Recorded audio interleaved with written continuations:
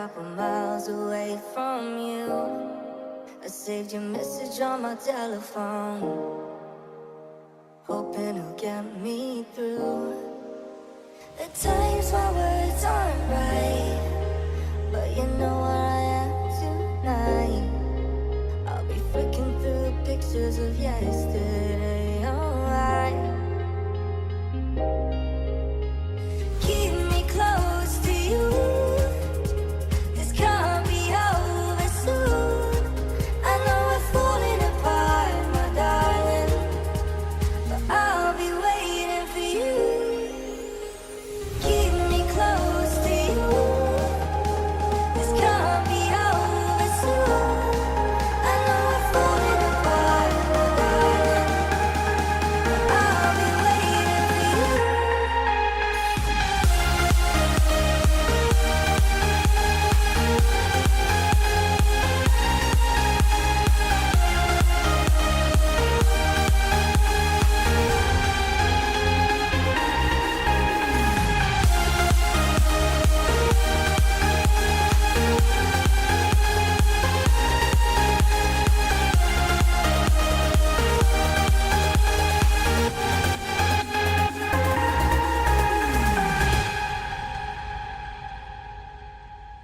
The sun beats down on a lonely town, a couple miles away from you. I saved your message on my telephone, hoping it'll get me through. At times my words aren't right, but you know where I am tonight. I'll be flicking through pictures of yesterday, alright.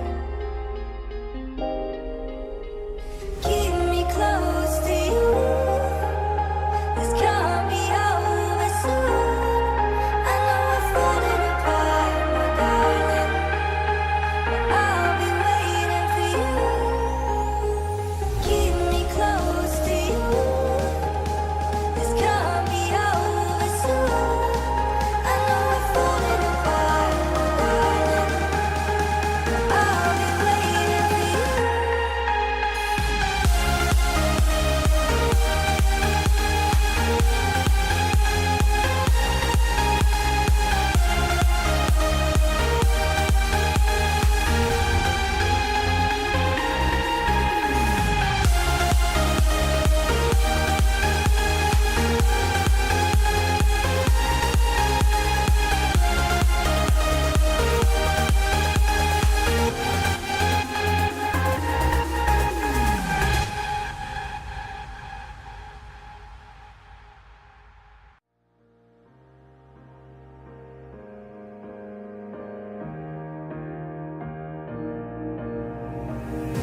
Everything is different now. Took a while to figure out who I'm meant to be.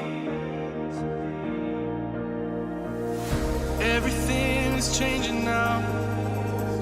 I'm getting older, feeling down, stuck floating in between. I'm moving on and I don't know where I'm gonna go. But let me tell you this, the one thing I know.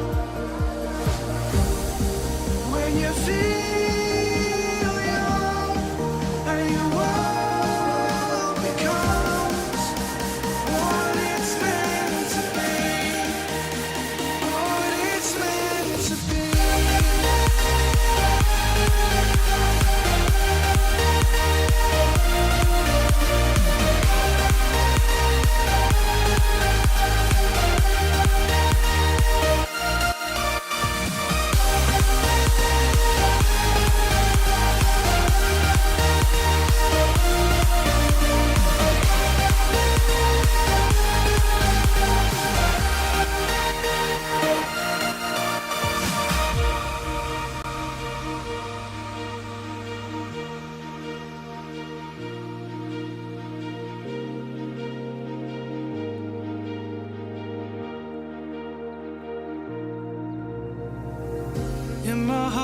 22, but I know that's not the truth.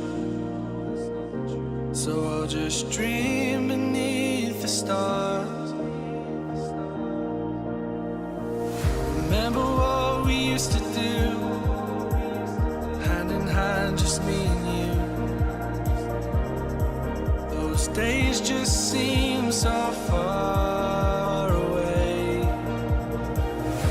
'cause time's moved on and I don't know where I wanna go. We're in there, but no more looking back. There's one thing I still know: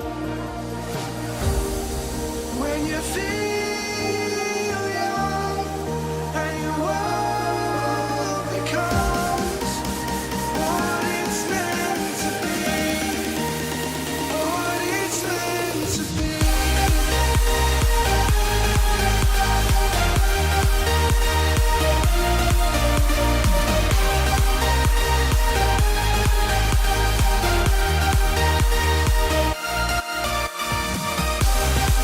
When you feel young and your world becomes what it's meant to be, what it's meant to be.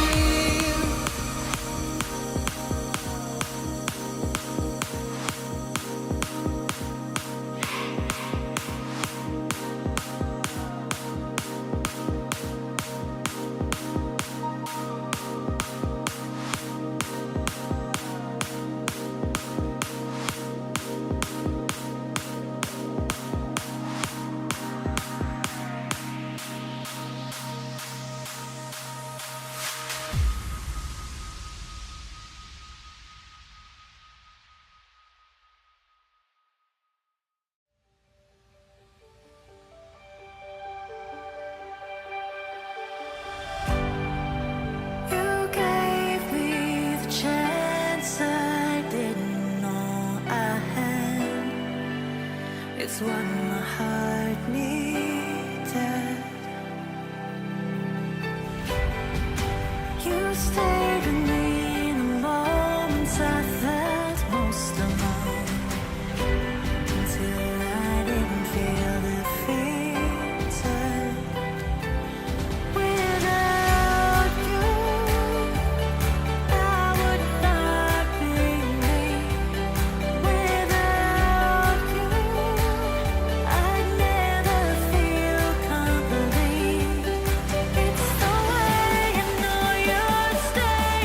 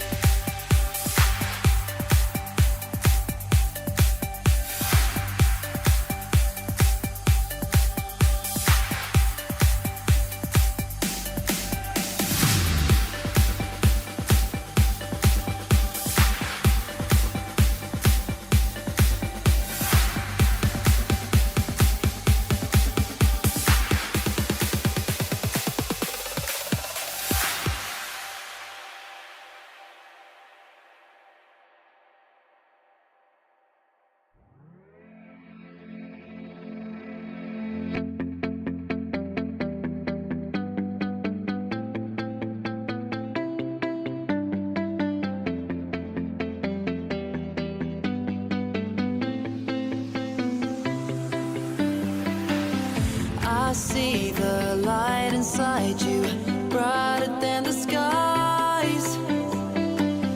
Hold on, just let us escape and fly away tonight.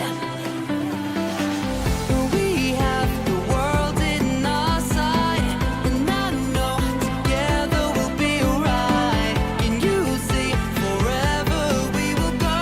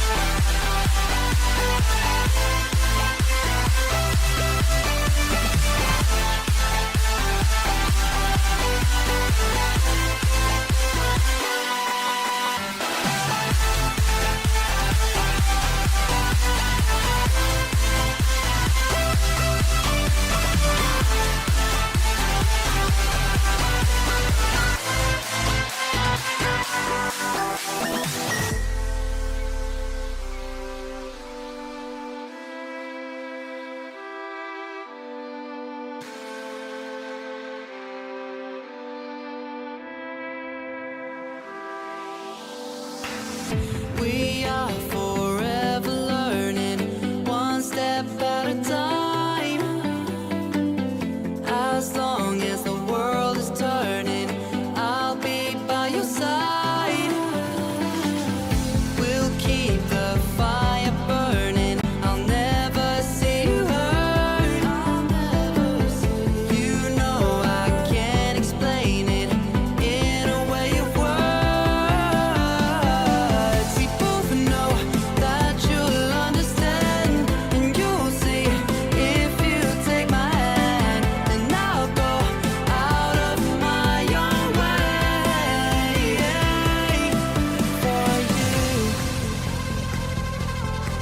for you.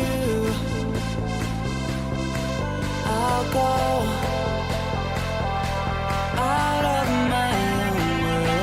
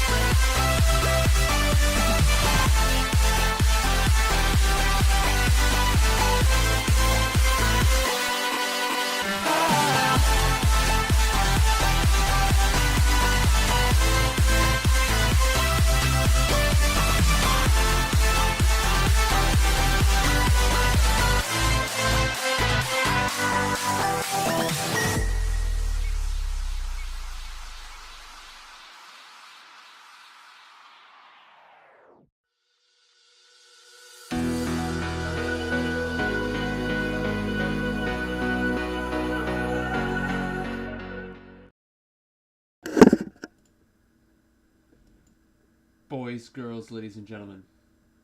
Hold on. Alright. What is up, everybody? How are you all doing today? This is a big one, boys. I mean, it goes without saying. This is an absolutely monumental game. And for those of you that do not understand the stakes, it's a relegation battle, but it's not just any relegation battle. It's a relegation battle with 2 games to go, or 3 if you're Fleetwood. And it's a must-win. Absolute must-win for AFC Wimbledon. If they don't win, they're relegated. They're 4 points clear. They're second bottom, 4 points clear from safety.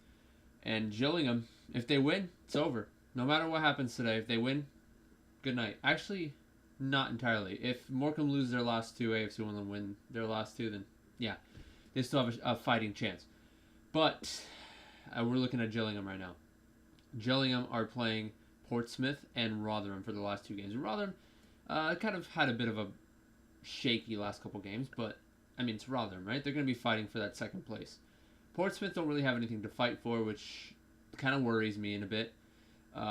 Gillingham have everything to fight for, which could certainly give them an up, but we'll see. And then last 2 games for Morecambe are MK. That's the only time I'm ever going to be cheering for MK.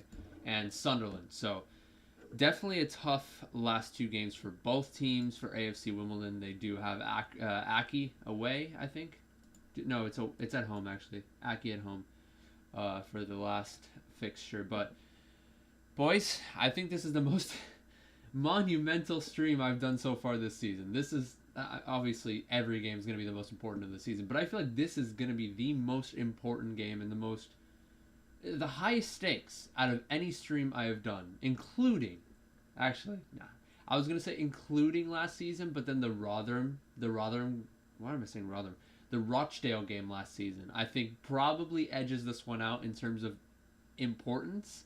I think this one is more important, actually, because that last game against Rochdale, we had a little bit of an advantage against the teams in the relegation zone. I think we were like 1 point or 2 points clear. No, we were 1 point in the relegation zone, and then we won that game, and then we got out of it, and then we were mathematically safe after the next game had ended. But this one, huge stakes. So if you take a look at the lineups, actually, I think there's some positives and negatives for AFC Wimbledon going into this one. Positives, couple key players missing for Fleetwood, notably Paddy Lane. Paddy Lane with, I think, like 26 appearances or something, 4 goals, 8 assists. And Paddy Lane has, I mean, throughout the season he's been consistent, but the last 10 games or so is where he's really shown his mettle.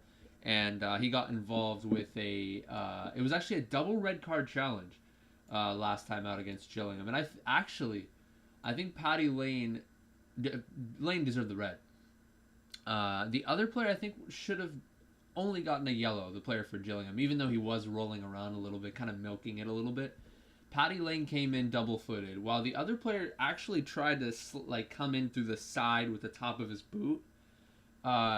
I think it was a little harsh for the red there, but double red card challenge. They're going to be missing Paddy Lane for this one. And they also have Shaden Morris usually comes on as a sub, as, you know, fresh legs, very dangerous winger, can take someone on 1v1. Harrison Biggins actually is on the bench as well for Fleetwood, and I know every now and again he's been spotty throughout the season, but they do have Batty and Camps in the center mid positions, though. Camps usually averages about 6 goals per season, actually, so very good player. Used to play for Bristol Rovers as wait, no, I'm confusing players, actually. Hold on. Callum Camps, no, I'm sorry, he played for Rochdale for like 6 or 7 seasons in a row in League One, and averaged about maybe 5 goals or so per season, and then this is his 2nd season with Fleetwood. The player that I talked about that used to play for Portsmouth, actually, is one of their strikers. Harrison, actually. Used to play for Bristol Rovers, had a season where he scored 12 goals, a couple other seasons where he scored like 5 and 8, I believe, and then he also played for Portsmouth, yeah. Scored 5, 4, and 0. They've got a decent front duo. They have Pilkington as well, who used to play for Norwich, actually, in the Championship as well, or in the Premier League, as well as Cardiff in the Championship. So, a couple of good players for them.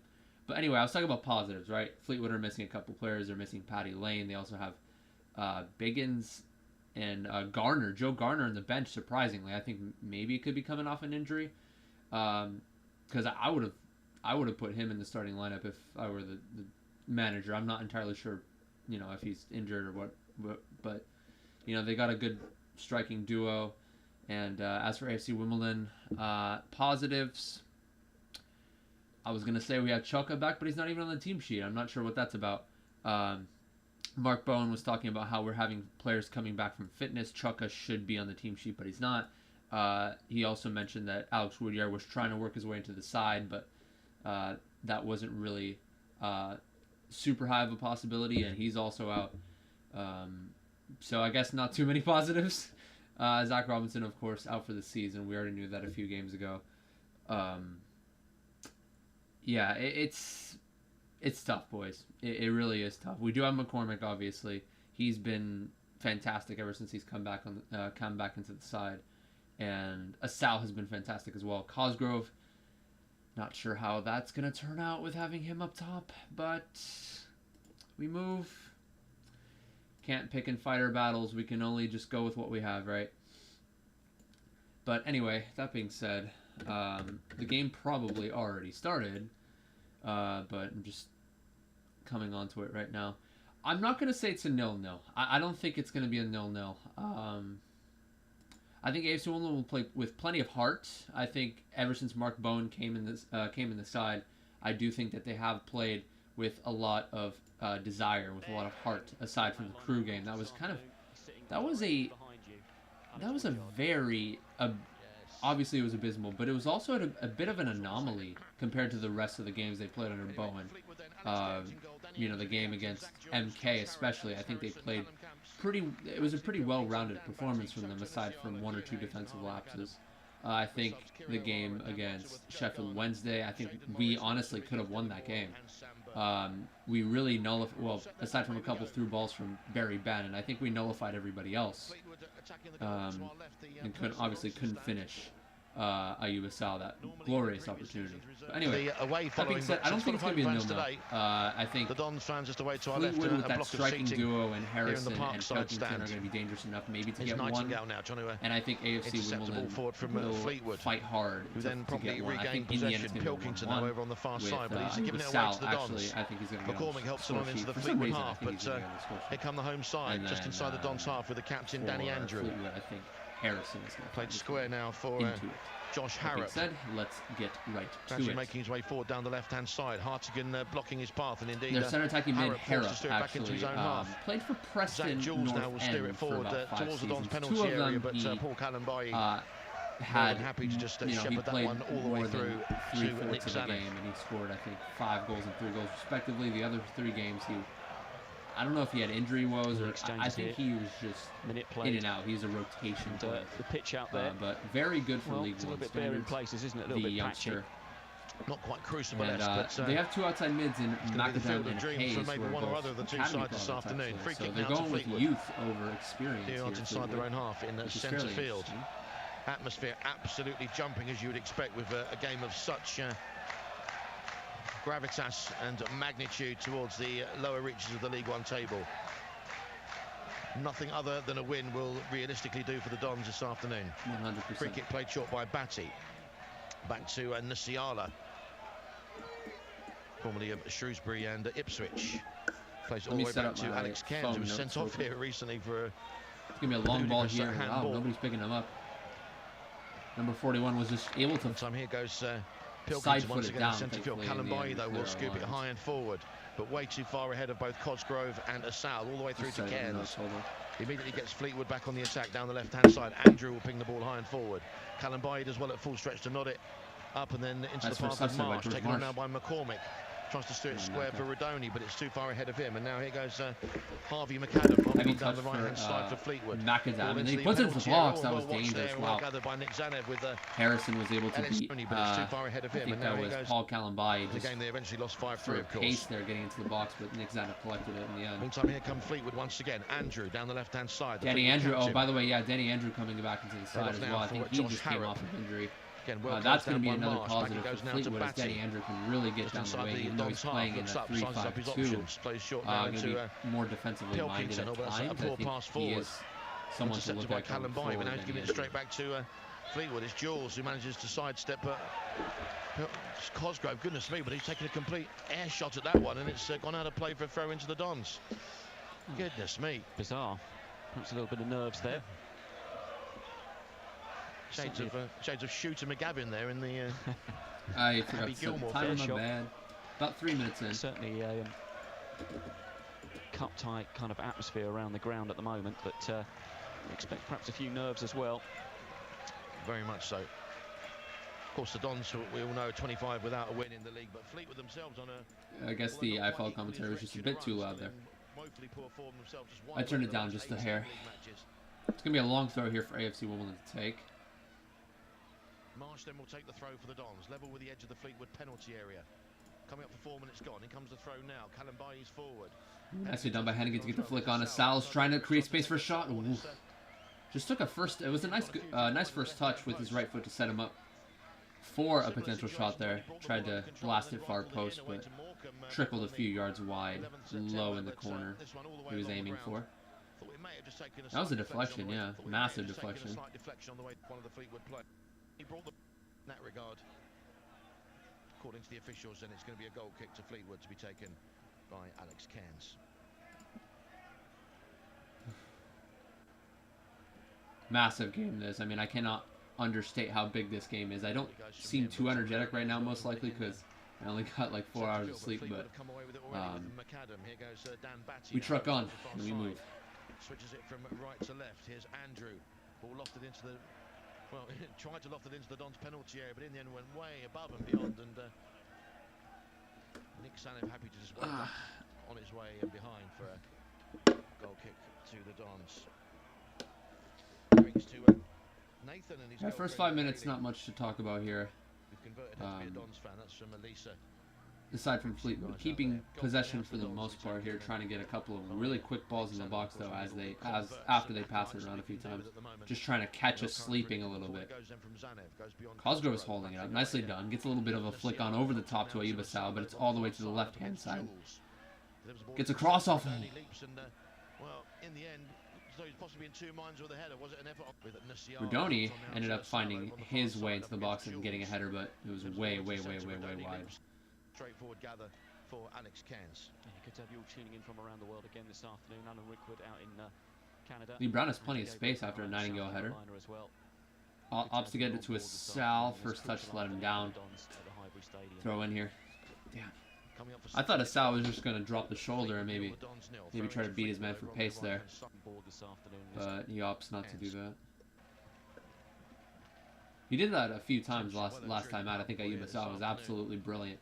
Dons fans away to our left, a pretty good voice as McAdam tries to slice it down the right-hand side, but well closed down there by Sal. Deflects it above and beyond the Highbury stand on the far side. Out. You know, it's funny. Earlier this season, like maybe about 10 games in,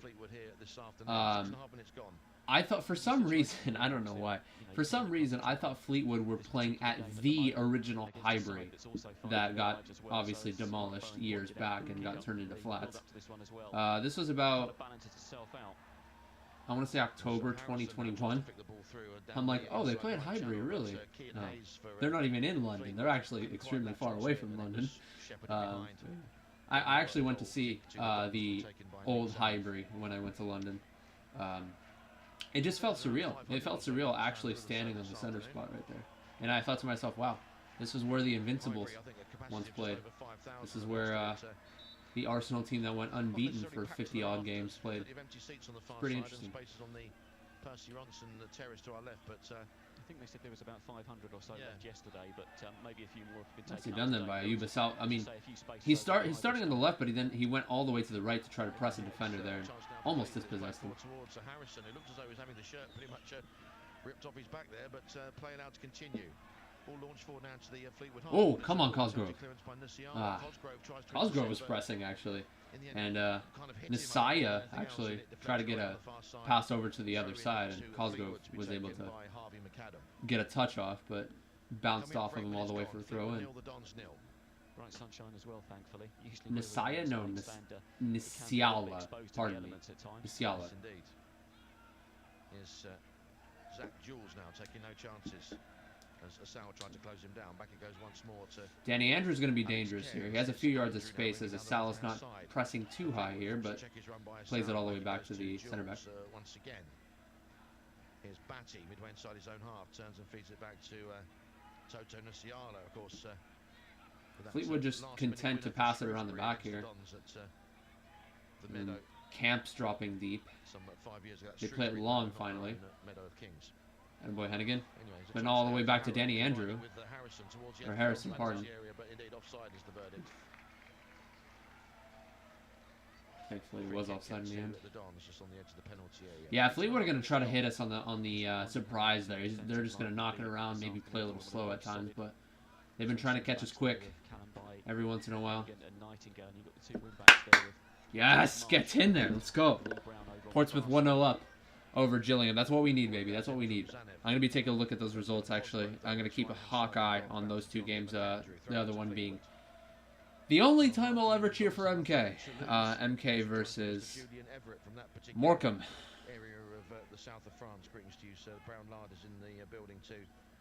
Can't believe I'm saying this because if MK win, they'll put themselves in a good position for auto promotion. But I don't know, man. It's a lose-lose situation if you're an AFC Wimbledon fan. Do you cheer for MK or not? Because, I mean, they do play Sunderland in their last game too, Morecambe. And we have a, not significantly better, but we are higher up on the goal difference tally than Morecambe currently are by 4 goals. So, take it as you will. Fleetwood now have another throw in the left back position. Still 0-0 here between Fleetwood and the Dons. Forward it goes from Andrew. I think some of the die-hard AFC Wimbledon supporters that have been there since the 80s and 90s will probably say, nah, I want MK to lose anyway. We'll see. But even those die-hard AFC Wimbledon supporters haven't experienced relegation, right? Wimbledon FC, back when the Premiership existed, they were in the Premiership for a while, right? Ooh, decent cross by Nightingale, but it was a bit of a floater, headed away. Yeah. Maybe a draw would be the best position. But then if they get, okay, if Morecambe draw, then I think they are mathematically safe from the drop. Oh, fuck. My iPhone just went back a few seconds. Don't know why. Here come Fleetwood down their left-hand side. Good few yards inside his own half, though. Plays it square for Callum Camps. Now Batty will feed. Yeah, we're gonna be sitting back a lot. I can already tell. Oh, Harrison with a bit of a flick on intended for Harrop. Nicely done, Hennigan. Absolute perfection. Then Marsh goes in with a challenge as well, shielding the ball from Harrison and did well. Scooped it forward. Well-timed challenge there by Hennigan, as Harrison could have easily, or Harrop could have easily gotten a touch around him and drew the foul. Now Harrop cutting in from the left-hand side, moving in towards centre field. Helps on now for Batty. We got all 11 men behind the ball from about 35 yards out. This is interesting. Manages to steer it forward there into Harrop. Cropping up on the right-hand side now for Fleetwood. Back now with Batty. McAdam on the far side once again. Back with Batty once more towards the halfway line. Steers it back into his own half. Here's Nsiala, square now for Jules. Back to Nsiala once again. Here's McAdam once more on the far side. Fleetwood just happy to knock the ball around amongst themselves at the moment. Yeah, I mean, like I said, once again, they try to knock it around and try to lump it quickly over the top. Nick Zana, what was that? As he tried to clear it, and it was like shin height. It bounced off Lee Brown and out for a throw in. Wow. That was a very poor first touch as well from Lee Brown. To make, but still early days. Let's see what the Dons can muster up here this afternoon. Forward it goes now towards Cosgrove on the far side, but again too much purchase. Out it goes for another throw to Fleetwood to be taken by Toten Nsiala. Yeah, of course, we've spoken in the build-up to this one about the playoff semi-final that, of course, took us to get to the city of Manchester and eventually get into the Football League. But then, of course, as I was saying, back to 2013 when, of course, we had to beat Fleetwood as well to stay in the league, didn't we? Well, indeed, on the very last Saturday. The Gary Alexander and Jack Midson penalty-taking tag team ultimately taking care of things for the Dons on that afternoon. Forward it goes now from Brown into the... Pressure from Cosgrove and Nsiala, and he's had a bit of a hard time dealing with the press, actually, as Nsiala, his first touch was out towards the touchline, and it's out for a throw-in now. Nah, no foul there. Cosgrove's just making himself physically imposing. Nice first touch by Brown. Counter-attack opportunity. Good press there by Rodoni, forcing Batty all the way back. Yeah, Fleetwood's just knocking it about. Not not a super world-class style. They're knocking around their back line a lot, and then just trying to get a long ball forward. Back into his own half now for Batty. We're switching it over to Danny Andrew. He has plenty of space. Why does he have that much space? Come on, Hardigan, press. There you go. Whoa. Danny Andrew had so much space. I think Cosgrove, he's got to shift over and get there quicker. And he tried to get a low ball into Harrison that got partially deflected and then slide tackled away by Ben Hennigan, and then shot coming in from number 11. Wait, number 11? Oh, Pilkington. Oh, yeah. Okay, Pilkington tried to get a shot off, and that was deflected. Thankfully, Zanuck collected that one. Trying to get themselves in the role of Don's executioners in that particular moment, but in the end, the Dons were able to suppress the danger. As Hennigan once again nods the ball back now to Nick Zanev. Just inside his penalty area, here's Hennigan. 14 and a half minutes gone. Fleetwood 0, the Dons 0. Ooh, nicely done, George Marsh. Good, strong header over to Jack Rodoni, who's holding it up. Now Asal down the right-hand side, powering on after it, looking to put Nasiala under pressure, and the two of them in the end. That was nicely done by George Marsh to track back, receive that little chip ball from Hennigan, just kind of steer it heavily towards Jack Rodoni, whose hold-up play was pretty decent, and then he tried to play Ayub Asal on the through ball, but it was well sought out in the end by Danny Andrew. Actually, that was Nisiala there, actually, who was holding it up all the way to the byline. A little bit conservatively so far this afternoon. They're not really having to go absolutely belly out, really, because they've got the game in hand as well against Sheffield Wednesday here. George Marsh didn't really have his best performance last time out defensively, but hopefully he can rebound off of that. Rotherham, on track for 2 losses in a row. They are currently down 1-0 against Oxford. Sunderland, okay. 1-0 against Cambridge. Dude, the top 6 battle is really heating up, actually. Sheffield Wednesday got a very important win against Shrewsbury. They couldn't finish to save their lives. That was kind of one of their recurring issues that they've had throughout the season, that they've kind of patched up as of late. But still there. Problems are still there. Anyway, Nightingale, what are you doing, man? That square balls to who in particular? Danny Andrew. Or that was Harrop actually coming forward, but Nightingale, what the hell was that? I gotta rewind to see what that was, because he got pressed hard by Hayes, and his pass intended for Hardigan was a good 3 yards to the side of him, and then Fleetwood in the center mid position immediately played Pilkington, who just laid it off easily there for Harrop. Thank fuck that went wide. He tried to use the outside of his right foot to steer it towards goal, but it was just wide of the post. Yeah, Nightingale there. I was really, really rough. Come on, get in the challenge. Good challenge. In that final third for Fleetwood, and the Dons all of a sudden under a bit of pressure. Yeah, they're looking a lot more effective now in the last 5 minutes. McAdam now over on the far side, back now with Nasiala, his camps. Finds Pilkington just inside the Dons half. Nice press there by McCormick, forcing Pilkington to go back. Camps. Now Rudoni will pressurise Camps into steering it all the way back to Alex Cairns. Launched forward by him, flicked on by Andrew. Intercepted there well by Marsh. Now Rudoni on this near side going in for a challenge. Yeah, Camps, and it's about Nightingale actually. Hold on. The final touch there. It's a throw in once again to Fleetwood. Looks like they're going to make a substitution, Fleetwood. Yes, indeed. Really? Alex Harrison already is down on his haunches and looks like he's taken a knock. So Fleetwood already readying Dan Butterworth. 17 and a half minutes gone. Fleetwood forced to make a change, but meanwhile... Yeah, about Nightingale. I think a few games ago I was talking about how Nightingale has improved leaps and bounds in regards to his playmaking ability with the feet, but certainly let us down there. He just, he thought he had time, he had pressure coming on his left side, and then all of a sudden he panicked and tried to play Hardigan, but it was a good 4 yards to Hardigan's right.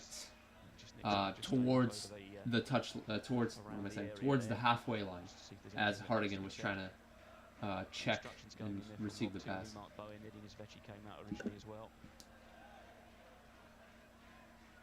Quick news to Dean in the Southwest Supporters Group. Yeah, it looks to me like Harrison is actually going to be coming off already for Fleetwood and coming on for them. Sometimes my deep voice can sometimes give the impression that I might not be. I'm not sure yet. So Okay, Daniel James Butterworth. And Butterworth Butterworth is one of those players that really came out of nowhere. I think it was the game against Portsmouth. Wasn't that the game where they went 3-0 up and then they just dropped 4 goals just like that? I think that's it. Yeah. Daniel Butterworth really showed out in that particular game, and since then he's, well, that was the only game he scored, but he just came out of nowhere and just started, you know, playing pretty well for them. Thrown down the line, goes beyond Pilkington. I think that was the game he scored, though. I don't remember if it was the game against Portsmouth or not. For the Dons, and it's Cairns just outside of his penalty area. Who'll steer it across to McAdam now on the far side, launched forward by him. But that was a goal where, like, I think he dispossessed somebody, and then, like, he played a 1-2 and received a return pass and just finished it far post. I believe that was how it went. But he's a very dangerous player, very quick, can get in dangerous areas as a midfielder, up and down the pitch. Is McAdam once again. Launches it towards the edge of the Dons area. Hennigan with a header towards the far side. Brown will get there ahead of Butterworth. And then elude Hayes. And now will do enough to win a throw-in for the Dons over on that far side. I'm tired. 20 minutes gone, still goalless. And so far, not really much of an attacking showing from the Dons. Yeah, so with Butterworth coming in, are they going to be playing like a 3-5? No, actually, I don't know if they're playing. I don't know if they're playing now. I don't know if Butterworth's playing up top or Harrop potentially playing up top now. Anyway, I'm Care up 1-0. Take it out. Take it how it is. Now, currently, Gillingham and Morecambe losing their respective games. Fleetwood are looking pretty, though. Just with those 2 results alone, they have 1 game in hand against every one of their relegation rivals. The Dons nil. Here's McCormick now steering it forward from halfway, but again, the Dons not able to make any of these passes stick. It went straight past the Sal. 21 minutes gone. Fleetwood nil. Yeah, nicely done there by JaggyDons, but to dispossess immediately. Luke McCormick tried to play a first-time ball into Sal, but Sal wasn't prepared for that because they just got dispossessed Fleetwood. We don't really have any sort of danger about us right now. We're playing a couple passes. There's a lot of high press from Fleetwood, actually, and we're having a bit of a hard time dealing with that press. Rodoni drops deep. Nice little flick through ball there with his head onto Sal. Come on, take him on. Rodoni laying it off. McCormick! Good finish. Solid goal there from AFC Wimbledon. Started by JaggyDons dropping deep, flicking it onto Sal taking someone on 1v1, playing it back over to Rodoni, who first time pass actually lays it to McCormick. McCormick top bins inside of his foot. That was a solid finish. Come on, boys. That was a well-worked goal from AFC Wimbledon. One of the best team goals I've seen this season, actually. Beautiful work from JaggyDons, actually, with his left foot, bringing it towards his body, because the pass was like a good 1.5 yards away from him. Brought it towards his body and then laid it back off top of the 18. Come on. Well, that'll settle the nerves and confidently put away by Luke McCormick as well. He's doing a little bit of solid finish at Plough Lane on Thursday with the strikers at the end. That was a great finish too by Maka. Was just as confidently taken by Luke McCormick then. I want to look at that finish once again. It was a first-time finish. Easy slot, top corner. It was one of those finishes too where you don't follow through with the inside of your foot. It wasn't a curler. It was one of those where he just locked his foot, and then you know when you make contact with the ball and your foot just stops? It was one of those. It was one of those straight line shots. It wasn't a curler. It was just like a straight line shot top corner. It was a solid finish because the ball was actually, the pass was straight on, and McCormick was like straight on with the ball, so he opened his body up and kind of chopped onto the ground with the inside of his foot and just went straight shot top corner. Good finish there from about 16 yards out. JaggyDons, nice first touch as well to get out of pressure here. Lee Brown on that left-hand side is going to be playing Cosgrove of all people, but it actually trickles out.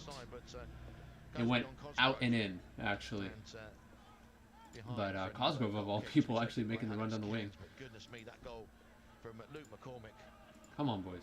How much of a godsend is that going to prove for Wimbledon this afternoon? AFC Wimbledon have gone 1-0 up in quite a few of their fixtures in the last 10 games or so, but you cannot write Fleetwood off, especially with AFC Wimbledon's tendency to drop points. But I mean, everything looks good right now. The results look fine. Gilliam currently losing. I hate that MK are winning, but with Morecambe losing, they're still not mathematically safe from the drop. I have a close friend who hangs with Wimbledon and is not all optimistic about things. Oh, yeah, that actually, you subscribed to me after that that stream against Wickham. Thank you, man. Thank you for the kind words. Or if you do draw the second fixture, Fleetwood collapse in the remaining ones. Ooh, through ball intended for Butterworth. Ben Hennigan was able to position himself well.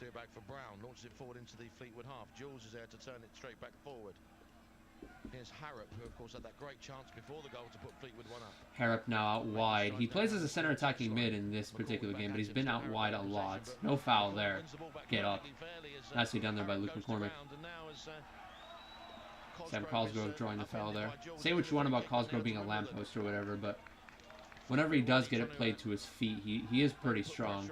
Every now and again in the air, though, he tends not to get a very good leap, and for his size he should be winning more headers, but yeah.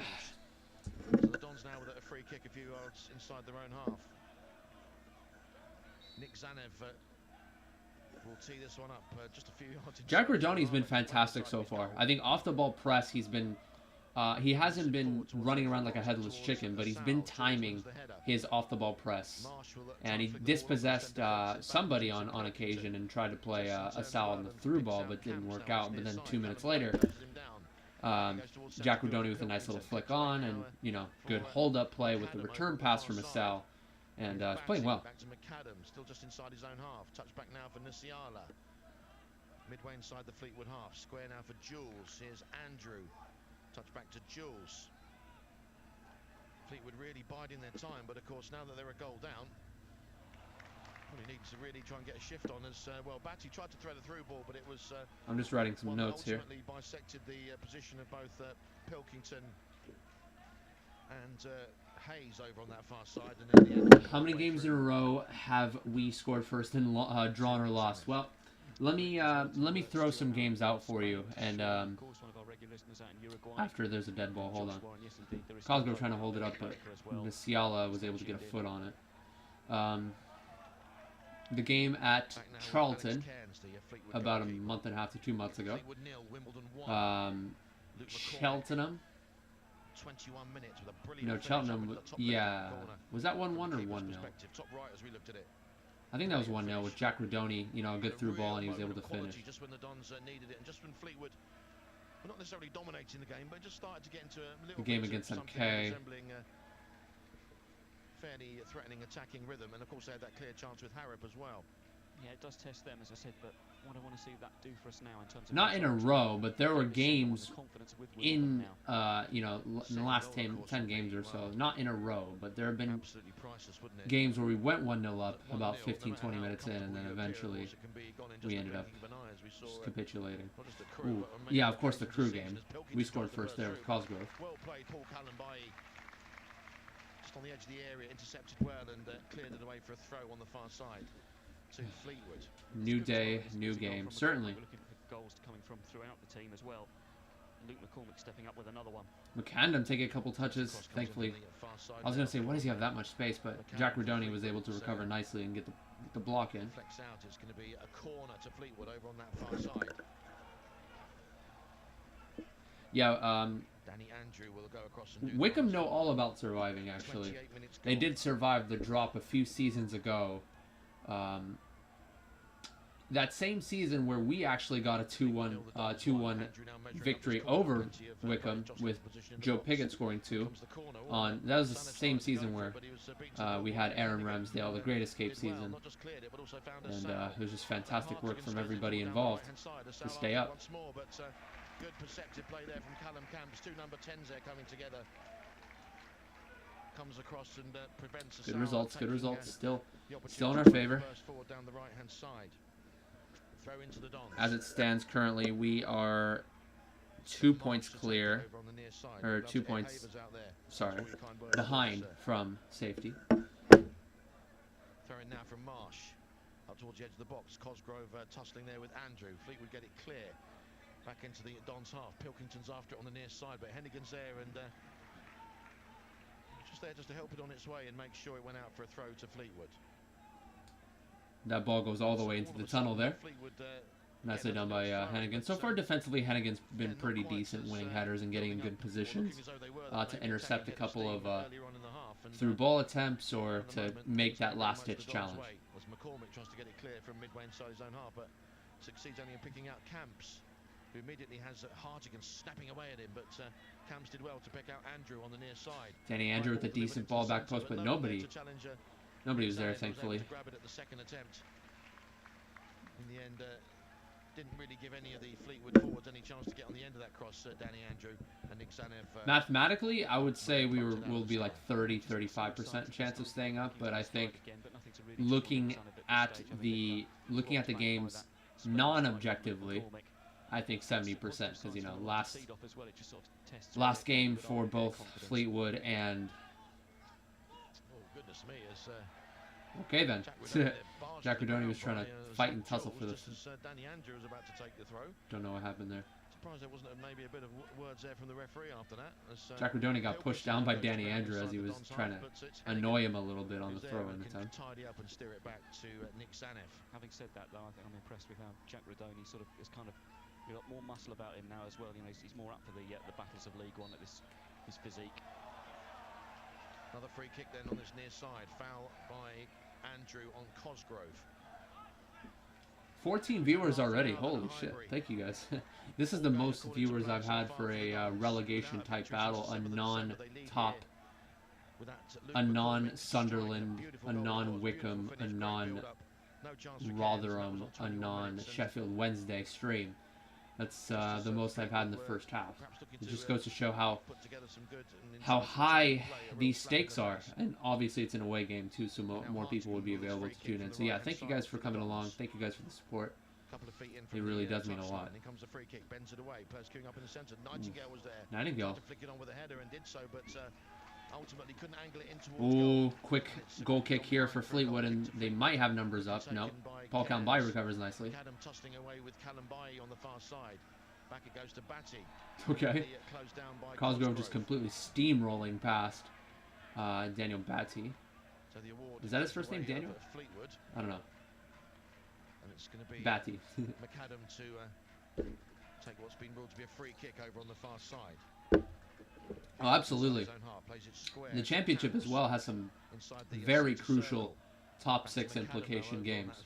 I will be following, maybe not following, because I think the games are going on at the same time as this one, but I'll be watching the highlights and all that jazz. Very close proximity. Ultimately, though, ball breaks in favour of Camps. Steers it forward. Nightingale, though, can steer it forward for the Dons to McCormick. Now Cosgrove, but it's a poor touch from him, intercepted by McAdam. Now here's Hayes over on the far side, tries to move forward down the line, moves away from McCormick, but ultimately takes the ball out of play, and Hayes now goes down in a heap over on that. Yeah, so far, these first 32 minutes, Fleetwood, they're knocking about a lot. I think they have like 65% possession, but they don't really have that cutting edge. And I think AFC Wimbledon's shape has been pretty good so far. I want to say they're playing very disciplined. Just like the games against Sheffield Wednesday, and then the game before. The first game under Mark Bowen was a completely different style of football than we played under Mark Robinson, but very disciplined. And that first game was against, who was it against? Norway, of course. It was the game against Cambridge where we finally sacked Robbo. He's only missed 2 games since he's been out there. He's tuned in It's all the game the after time, that. 12 minutes to go then in the first half. Fleetwood 0, the Dons 1. It's back now with Alex Cairns on the edge of the penalty area. Plays it short and away to his right into Nasiala. Here's Batty midway inside his own half. Back with McAdam. Back with Nasiala once again just outside his penalty area. Played now to his left into Zach Jules. Now Andrew on the Oh, side. Everton. I actually do like Everton a lot. There are a couple of Premier League teams that I have a bit of sympathy for. I used to support Man United, so that's one team that I have a little bit of sympathy for. But then again, I like Liverpool's fan base. I don't have sympathy for the team in general, but I think their fan base is fantastic. I have respect for them. But Everton I also do follow because of Richarlison. And Bernard used to play. Bernard used to play in the Brazilian league, and when he played for Everton, I followed them a little bit too. But Richarlison's my favorite Premier League player, though. He used to play for Fluminense. That's the team I support in Brazil. He used to play for the Fluminense. Actually, Fluminense has mustered up a lot of talent throughout the years. The likes of Marcelo, Thiago Silva, Richarlison, and Joao Pedro, actually, who plays for Watford, came from Fluminense as well. Thiago Silva is one of my favorite players of all time, actually. He was one of the best players for Fluminense in their history, especially in 2008 when they played in the Libertadores. They lost in the final, actually, in a penalty shootout, but he was so fucking class, man. Nobody could get past him.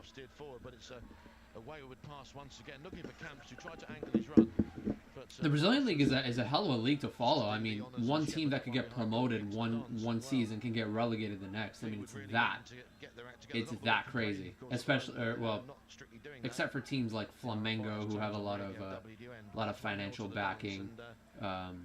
You have a couple other teams like Palmeiras have a bit of financial backing. I don't know. It's a very, very tightly fought league. Fleetwood, though, at least to their credit, enjoying plenty of possession, but not being particularly effective with it. As Zanev now will launch it high and forward again into nice first touch by Cosgrove with the outside of his boot. Now Sal holding it up. Come on, Cosgrove. But Batty helps him out and will intercept and feed McAdam now. Just outside of his penalty area. Turns and feeds it back to Gillingham Alex equalized, Cairns. unfortunately. That's a shame. A Gillingham draw won't be the worst result in the world, but they have to lose their next game, 100%. And I think against a team like Sunderland, who has everything to fight for, I think that is a high possibility. Well, even the partisan roars of defiance you normally get. Yeah, they won the Libertadores, actually, the last one against Flamengo. That was a hell of a game. Perhaps a sign of frustration there as well. Just another positive indication for Wimbledon. Free kick, Altigan to take it. Launched it forward from just inside his own half. Here's a Sal now, right side of the Nice first touch by Sal outside of his boot. Now he's holding it up against Nasiala. That pass back to Hartigan was a poor one, but Callum Baye came in to support. Here's Hennigan. Launched it high and forward with the left foot towards the far side. Brown making a good run. Tried to square it all, but couldn't quite pick out Cosgrove. And Nasiala was able to clear it as far as Batty. Helped on forward now into the... Oh, Nightingale getting burned by Hayes there, but thankfully Ben Hennigan comes in to save the day. Butterworth, but it's steer back now to Nightingale. Now Hartigan with a high raking pass towards the near side, but just a poor pass there from Anthony Hartigan, trying to switch the play. Tried to prevent the Fleetwood management team getting the ball going once again. George Marsh might actually get a yellow card here. He tried to save it, and then the Fleetwood manager tried to give the ball to Danny Andrew for a throw, and then Marsh was trying to poke the ball away. That was silly. That was really silly there from George Marsh. I mean, what's the point? Preventing a quick throw? It's only the 38th minute, come on. Perhaps Marsh a bit frustrated. He couldn't reach the lofted pass aimed for him by Hartigan. Went out of play, and then as the Fleetwood manager tried to steer it into Danny Andrew to take the throw, Marsh just stuck out a hand and batted the ball away. So, and it was in a pretty innocuous position. Now he's on a yellow card, and again the old potential disciplinary tightrope comes into play. As Fleetwood come forward again now down their right hand side, but well won back by... Oh, Wimbledon are not second. Oh my god, dude. No. Hold on, I gotta fix that shit. No, there are I meant to put 22nd, but I was in a bit of a hurry with the graphics. But I would welcome that. AFC Wimbledon in second. I would love that. And with 6.5 minutes to go till half time, plus whatever stoppage time is deemed appropriate. What happened in the goal? It was actually one of the best build-up plays that I've seen with AFC Wimbledon. It's kind of a little chip ball over to Jack Rodoni from Ben Hennigan. Jack Rodoni dropping deep. He got a flick header onto Asal, who ran onto it. It was a through ball pretty much. Asal was kind of shaking and baking against his man, and Isiala faked one way, went to his right foot, played it down to Rodoni, who actually dragged it with his left foot with his first touch. His second touch played it back out to McCormick, who came in to support, and McCormick top bins, great finish with the inside of his boot. It wasn't a curler, it was actually kind of a chopping inside of the boot shot, and it just went straight to the top corner. If they need to, just be streetwise out there, because at the moment things are going. But I will get that graphic fixed in just a moment. Yeah, so far first 40 minutes, I mean, kind of a boring first half, really. I mean, Fleetwood are knocking it around. They have the possession, but they're not playing with conviction. They're not playing into the final third very much. They're kind of just playing it around, hoping for the best, and then just lumping it forward once they don't see any options. And Ben Hennigan's doing a fantastic job defensively right now, winning headers and getting in good positions. Nightingale, as the two of them tussle for the ball. Pilkington already feeling that he's been pretty hard done by the officials this afternoon. And just kicking out there at Will Nightingale after the ball had gone. And Jack Rodoni's hold-up play has been pretty good, or not hold-up play has been good. But I think off-the-ball work in general, you know, press off the ball has been good too. He doesn't run around like a headless chicken, but he presses when he needs to press. He's dispossessed Fleetwood on a couple of occasions. Whoa, Cosgrove diving header backwards, nicely held up. Into McCormick, Cosgrove back on his feet, but under immediate challenge from Batty. I like the way Cosgrove has played so far. Ooh, heavy touch from Asal down the wing. Sam Cosgrove, say what you want about him. He held the ball up pretty nicely, winning the header. Jack Rodoni holding it up as well, and then receiving the ball back was Sam Cosgrove. Yeah, he didn't hold the ball up successfully the second time around as Batty dispossessed him, but then Cosgrove was looming over his shoulder, forcing Batty to make a poor square ball on the other side, and Jack Rodoni dispossessed. And Sal tried to get across into the box. That was blocked in the end, or headed away in the end, rather. Martigan then with the corner for the Dons. Plenty inside the penalty area, and particularly the 6-yard area for him to aim for, and it comes now. Back post, who? Alex Cairns picks it up. Grabs that one ultimately and disappointingly from the Dons' perspective under no challenge whatsoever. Long clearance forward from Cairns. Whoa! It's with Hayes now, right side of the penalty area, but there's no one up with him. Still Hayes. Oh! I want to see what happened there as Lee Brown completely lost track of the ball there. Thankfully, the shot was deflected away as now Camps tries to. Lee Brown was trying to get a header from the goal kick, and he completely lost sight of it. I think the sun might have been in his eyes, and he lost track of it. And Hayes tried to cut inside. Thankfully, didn't get brought down. Actually, tripped up in the end as McCormick was trying to help out in the defense. Lee Brown stuck a foot out, and Hayes kind of went down a little bit, came back up, and then the shot came in, and it was deflected, or it was blocked in the end by Ben Hennigan throwing his body in the way. Of all people, Ben Hennigan has been fantastic, man. That we saw just before the Dons took the lead, with Harrop having that golden opportunity. Cosgrove is down at the moment. Referee's just checking he's okay. Of course, wearing the face mask again this afternoon. I'm writing notes. Over towards his near side. He's back on his feet. And he's just gone up to Toto Nusiala there and given him a push. So the referee. What just happened? I gotta go back here. Ayubasa coming up to the ref. Cosgrove shoving Nusiala. Cosgrove is down at the moment. Referee's just checking he's okay.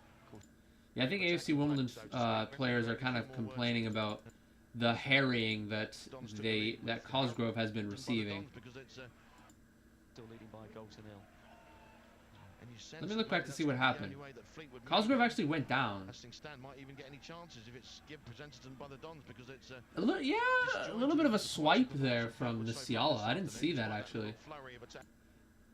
But I don't think it was enough for Cosgrove to go down and roll around and clutch his face. I mean, he has a face mask on, so a little bit sensitive there, but a little bit of a swipe from Nasiala. I think that was a yellow card offense. It wasn't like a straight up elbow or like a arm to the face. It was just like a kind of like a little swipe. But yeah, referee didn't see that one. I think that's a yellow cardable offense. Cosgrove's commitment in that situation. Won the ball and won the header, and real physicality there. Yeah, there were a couple of moments in this half where Fleetwood could have certainly capitalized. That missed header from Brown, certainly one of those instances, and then Nightingale giving the ball away very cheaply about 15 minutes in, another one of those instances. But other than that, Fleetwood have really just been non-existent. They've been completely missing. Brown once again, pursued by Hayes, back to Nightingale. Launches it forward now into the Fleetwood half. Jules tussling with Asal, and it's the Fleetwood man who wins out. Pilkington dropping deep, getting a touch over George Marsh, who just kind of came in the challenge a little bit too early. And Pilkington, unfortunately for him, didn't find any pass. McAdam over on the far side for Fleetwood. Brown immediately up ahead of him, tries to flick it on down the line for Hayes, but Nightingale was there. Doesn't clear it very far though. McAdam can pick it up once more. Here's Camps in centre field. Andrew now. And Andrew has so much space. There we go, Hardigan pressing. Asal pressing. Pilkington. Anguish is running towards centre field. Harrop takes over once again. McAdam now on the far side. McAdam could put a good ball into the box. Actually, it's going to be once more. back to McAdam here. At the end of the first half. They're just knocking around the final third here. Nice challenge there by George Marsh to get stuck in. Not fully clear though. But it's Fleetwood at the moment. AFC Wimbledon's defending pretty well. They know when to press and they know when to back off. On the far side. Laid off now for Hayes. Oh, Lee Brown just gets done there by Hayes, faking the cross, going back to his right foot. Cross came in, nicely headed away by Ben Hennigan of all people. Come on, Hennigan, or come on, Asal, sorry. Come on, no foul there. I thought maybe there was a foul. I'm going back, I'm a little bit behind there. Yeah, that's a push there from Nasiala. As Asal was trying to break for pace, it looked to me like he was going to try to take a heavy touch into space, but Nasiala just kind of shoved him out of the way. I thought that was a foul. Harrop now. Popping up on the right-hand side, laid on the outside for Hayes. Trying to angle his run in field. Passes deflected away off at McCormick. There you go, Asal. Come on. Asal just taking a couple heavy touches. He's going to try to get ahead of Nasiala. Gets ahead of Nasiala. Nasiala just got a last-ditch toe poke back to Alex Cairns. But as you rightly say, they will perhaps try and outpace Nasiala. Oh, but He switched on and focused here. Yeah, he tried to take a touch around Nasiala. It looked to me like he was going to get past him, but Nasiala just last ditch, getting it back over to Alex Cairns. The additional 3 minutes at the end of the first half. Fleetwood 0, the Dons 1. Here's Jules. Yeah, that shot that came in from Hayes was deflected. It didn't look like Asal was going to make anything out of it, but his first touch was heavy and it took him into space off of the pressure from the center mid. Down the line now for Harrop. Back to McAdam once again. Don's doing well to try and close Fleetwood down, and you just sense little murmurs of discontent. Ooh, McCormick actually pressing very high. Nasiala has had a bit of a hard time dealing with the high press, but he gets it out wide. Again, being prevented from playing it out from the back as they want to. And here's Nasiala once more. We got to keep pressing Nasiala. He's been a little bit sketchy on the ball at times. Pursued by Rodoni. Camps withstands the challenge and picks out McAdam once more on the far side.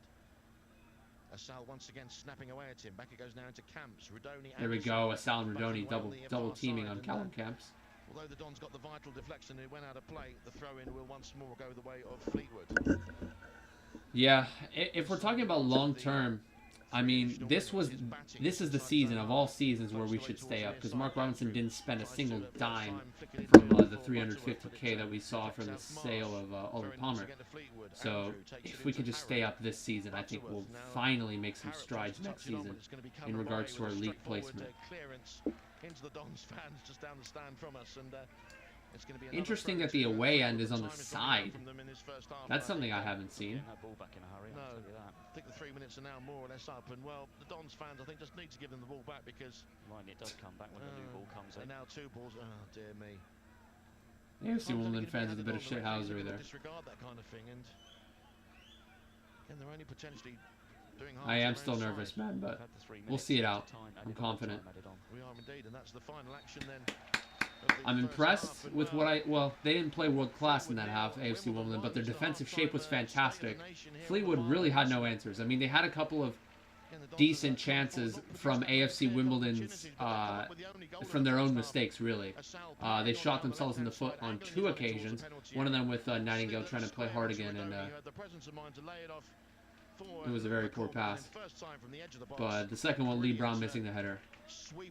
And other than that, good shape. No chance whatsoever for Alex Cairns. Just prior to that, though, it was a golden opportunity for Fleetwood when Josh Harrop was... Yeah, that Burnley win against Southampton was just terrible for Everton's Premier League survival hopes. As it stands right now, I think they're either 1 point clear or they're tied on points. Yeah, they're 1 point clear, but with a game in hand as well.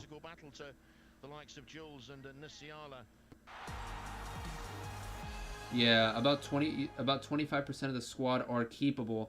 The players that you guys need to keep 100% without any doubt in my mind are, well, let me look at some of their players actually.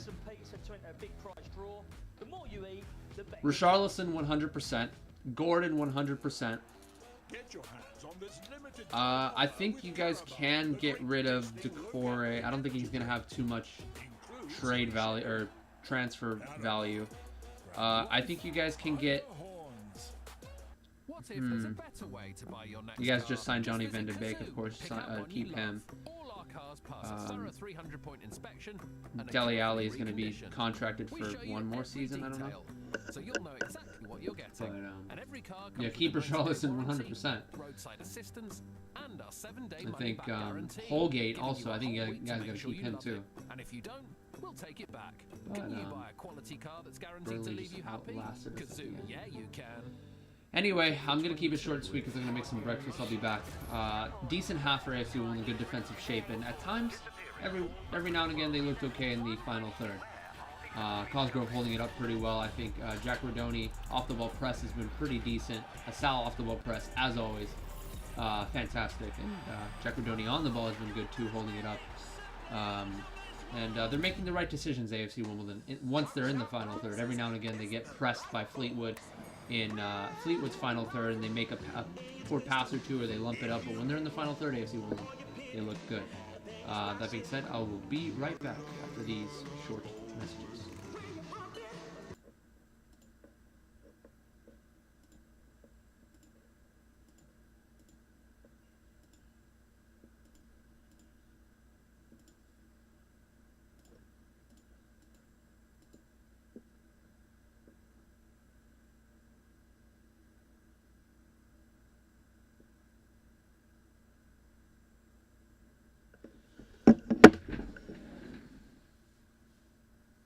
Oh, I didn't switch with the phone. Whoops. There we go.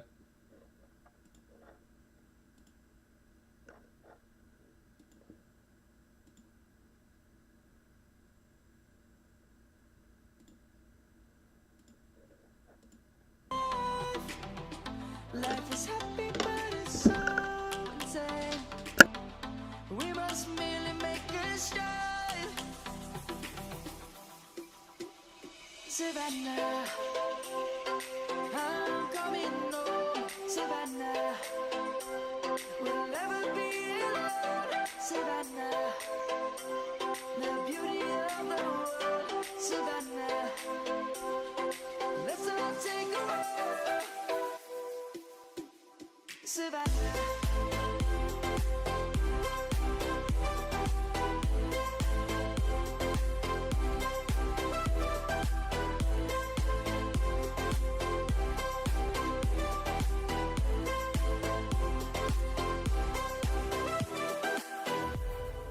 Lion's gonna come.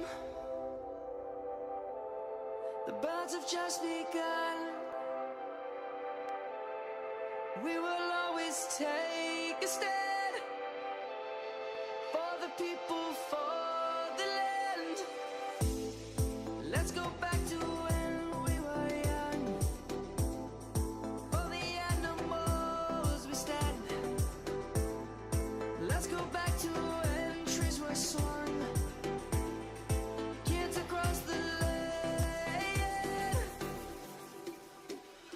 Savannah, I'm coming home, Savannah. We'll never be alone, Savannah. The beauty of the world, Savannah. Let's not take a walk, Savannah. I'm coming home, Savannah. We'll never be alone, Savannah. The beauty of the world, Savannah. Let's not take a walk.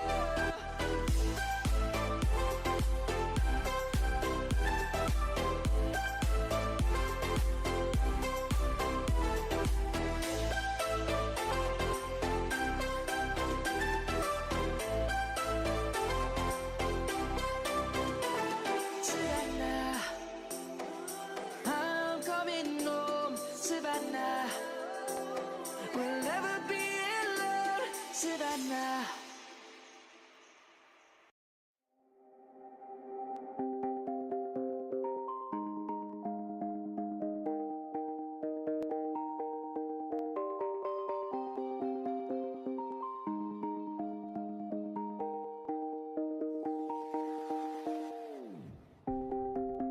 I've been painting every fence I know, every color pleasing to the same. 'Cause before you go and walk away, yeah, you better know where you're going. Hey, yeah, you're a wanderer just like me. Hey, yeah, you better know where you're going.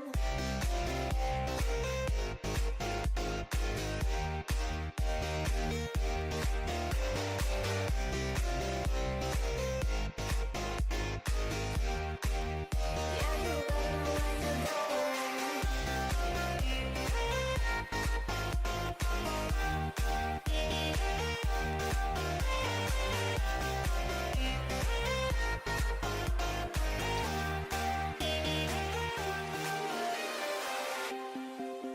I've been painting every fence I know, every color pleasing to the same. 'Cause before you go and walk away, yeah, you better know where you're going.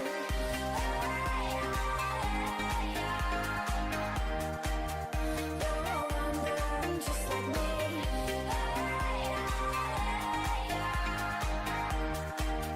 Yeah, you better know where you're going.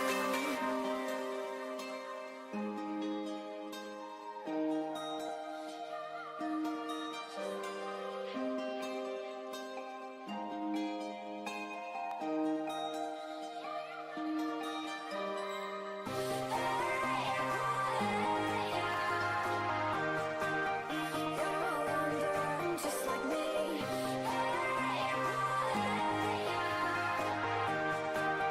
Yeah, you better know where you're going.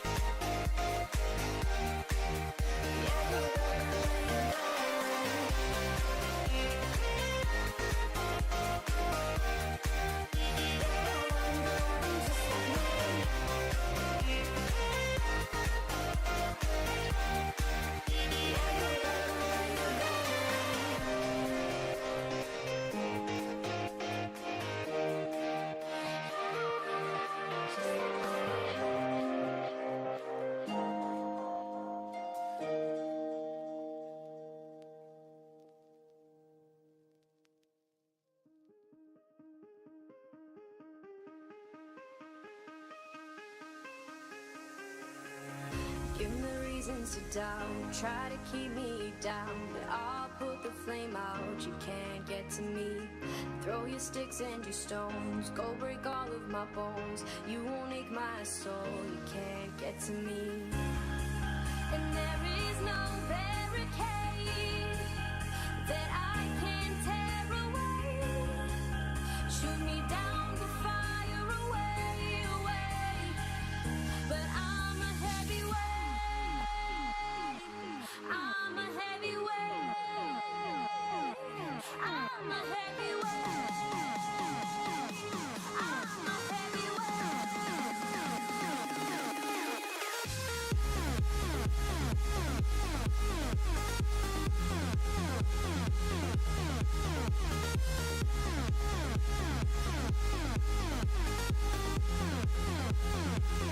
But I'm a heavyweight.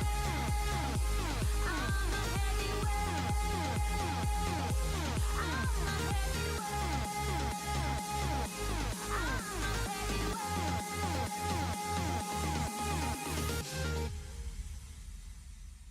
Push me down to the ground. What goes around comes around. You won't put the flame out. You can't get to me. Say what you wanna say. Go take it all away. But I'm here to stay. No, you can't get to me. And there is no barricade that I can tear away. Shoot me down, go fire away, away. But I'm a heavyweight. I'm a heavyweight. I'm a heavyweight. I'm a heavyweight.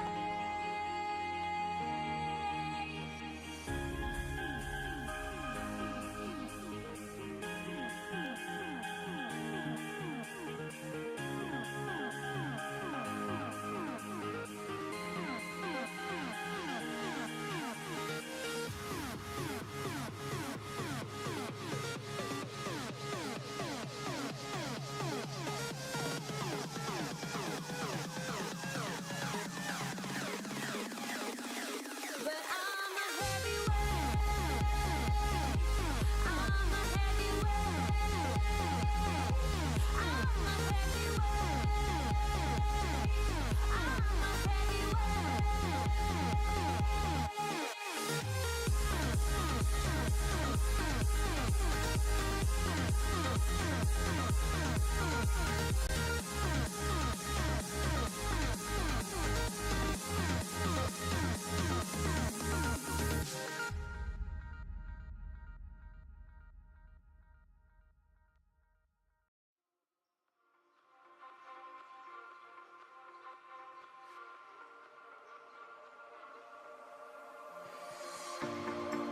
Told you to walk away. That was my first and last mistake. I'm blue without your face. But what can I do? 'Cause I'm just a sinking ship, and you're just a pair of lips that I've lost in the moment. All I want is for you to come back. Now I'm caught in the middle of life, and I need you to survive.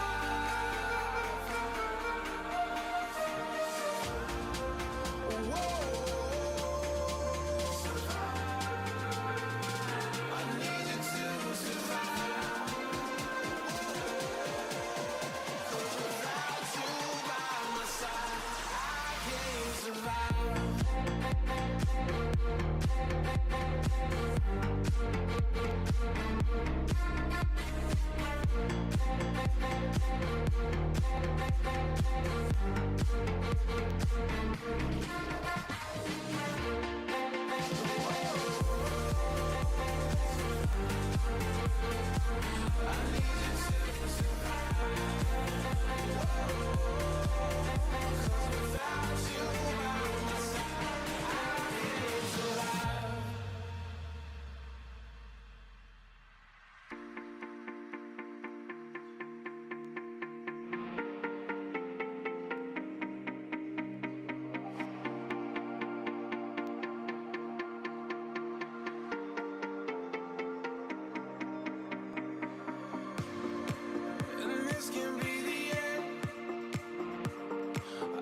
just settle for being your friend. A broken bond is not too late to mend. But what can I do? 'Cause I'm just a sinking ship, and you're just a pair of lips that I've lost in the moment. All I want is for you to come back. Now I'm caught in the middle of life, and I need you to survive. She said, boy, I want you to walk right, so I can give you one more chance. You're only living in your damn head.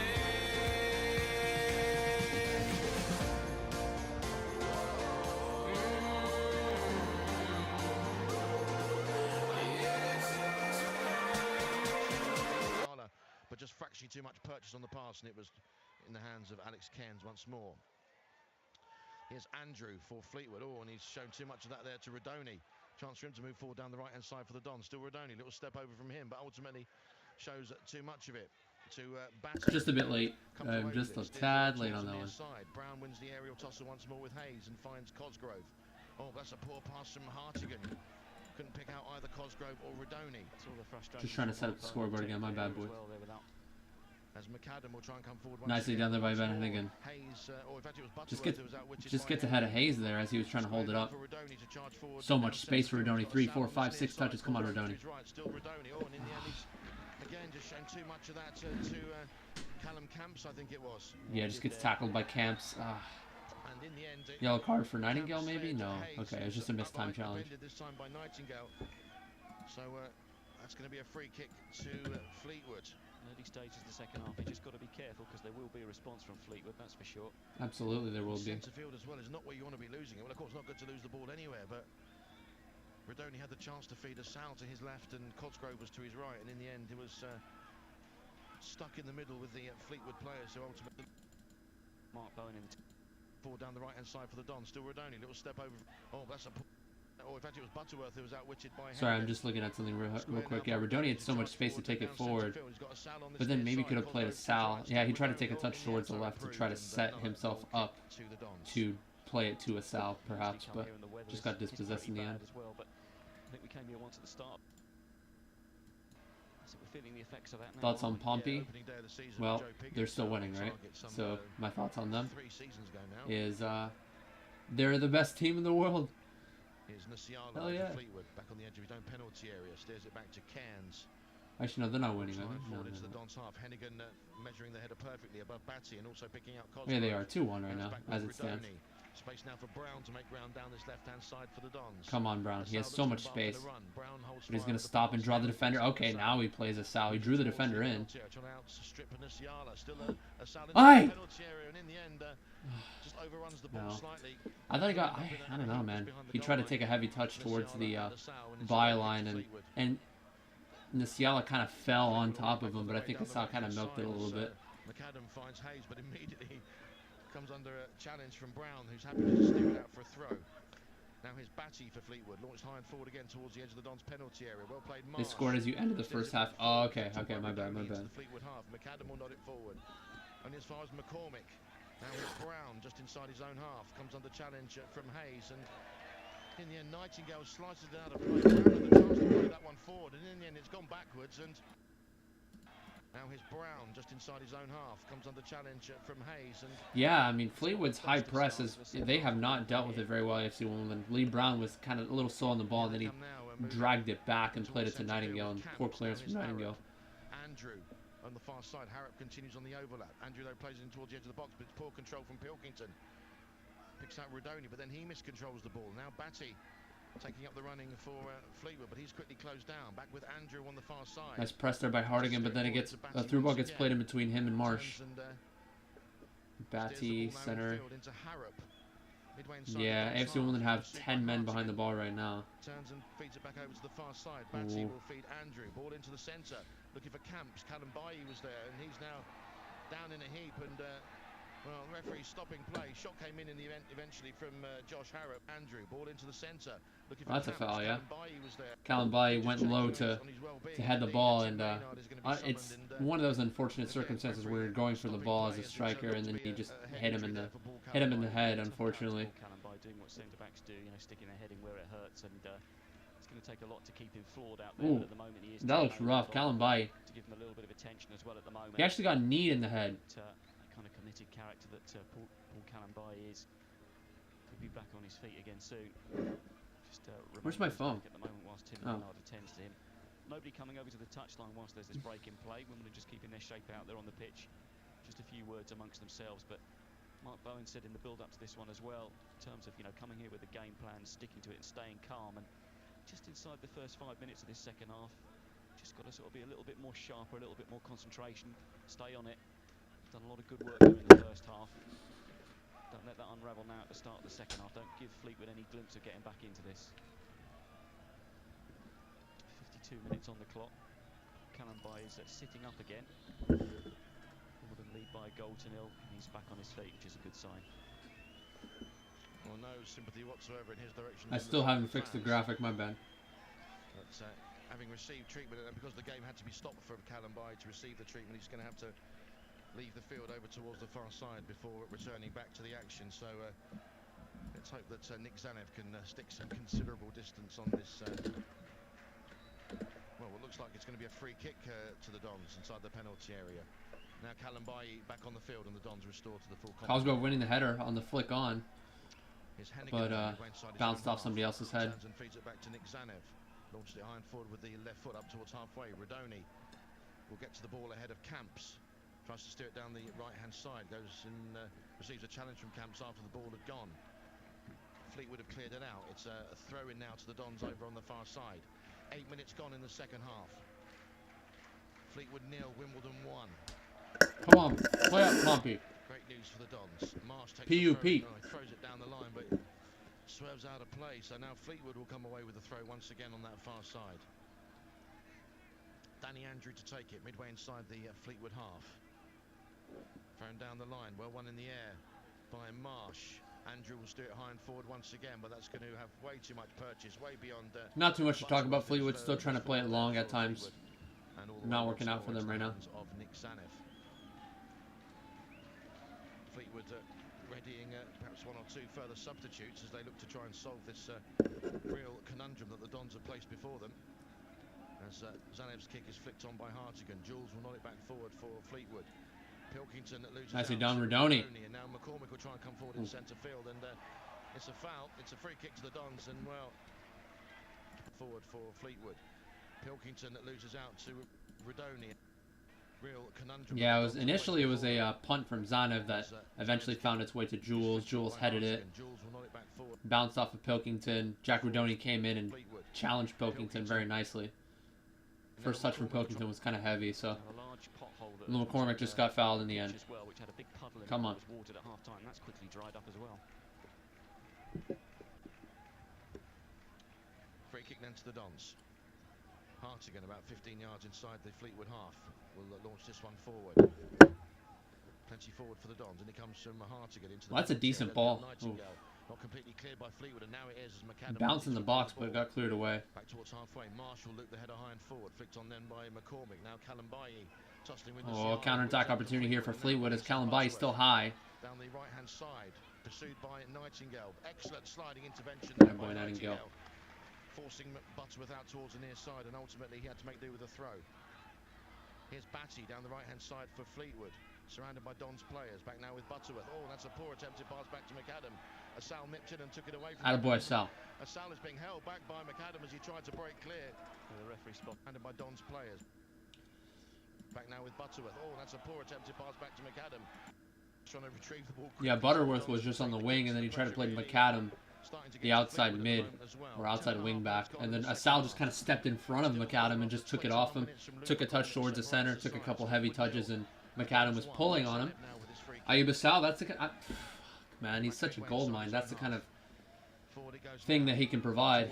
You know, off the ball press and just so fast on the ball. He's such a feisty individual, man. Such a key player to have in any side, no matter which level you're at. Hayes will try and bring under control, but fails to do so. Nightingale forces him away from the area once more. Nightingale. Oh. It was a switch over to Hayes, and Hayes, his first touch was a poor one. It ended up taking him closer toward the far side touchline. But then he just turns around with ease, just kind of circled around with his left foot, and then tried to finish it far post, just a few yards wide. Nightingale just kind of got beat for pace there. And it's good to get stuck in. Nightingale was trying to keep close to him to prevent him from doing anything significant. But since he was that close, he wasn't able to recover for pace as the player turned around and just, rounded him pretty much. And in fact, one of the Fleetwood players is deemed to have got the final touch on the ball. So it's going to be a throw into the Dons now over on the far side. Pretty much level with the edge of the Fleetwood penalty area. It was George Marsh to take it. Certainly get your point, Rob, about maybe going for a second goal, but also maybe they're still a bit. Hey Siri. Once bitten, twice shy about them about potentially. Man City versus Watford. Opportunity. So again, making sure they try and keep the back door closed, I think. But again, certainly another goal would be the stuff of dreams for the Dons. Come on. Marsh, why are you so slow? God dang it. Deliberating over this throw. Of course, a yellow card for him in the first half. Doesn't want to fall foul of any time wasting. Long throw for the Dons. Oh, JaggyDons. Thrown into the penalty area. Gets out muscled in the end, but he got a free touch. On the far side. Tries to play it forward, but brilliantly closed down there by Rodoni. Charges it down. Such determination. And Fleetwood in the end. Danny Andrew in the end was able to poke it away from JaggyDons in his first touch inside the 18.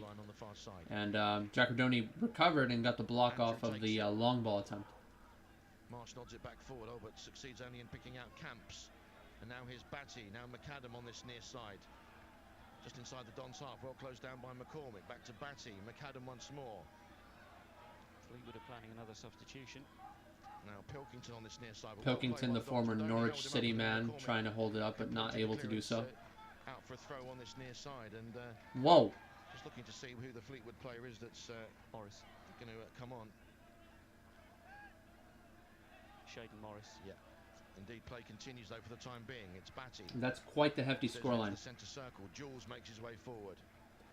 Oh, that's a poor pass. Let's go, Marsh. Intercepted by Marsh, powering forward into the centre circle. He's got a Salaway on this near side, and here he is. It's like a 3v5 right now for AFC Wimbledon, so not a tried and true counter, but Asal gets a cross off. Oh, but he couldn't angle it sufficiently for. That was well done by George Marsh to get ahead of the pass there. Jules, the center back, trying to play the outside mid, and George Marsh just stepped in front of him. Alex Cairns, who made a straightforward grab for the ball. Coming up to the hour mark. And underlying what you were saying, Robert, but surely at least the Dons can perhaps push a couple of extra players forward. Yeah. But anyway, dude, if Arsenal can sign Gabriel Jesus, that'd be fantastic sent it back to Zanetti for them. Pressure from Harrop. Forward goes the clearance into the Fleetwood half. Cosgrove out-muscled and out-maneuvered. I mean, Arsenal are up and down without Lacazette. I mean, Lacazette is his hold-up play has been fantastic this season, but obviously he hasn't played for them in a bit. And Ketty is not a bad replacement at striker, but you kind of want to have that solidity. You want to have two world-class strikers. You don't need to have two world-class strikers, but it'd be nice to have two world-class strikers.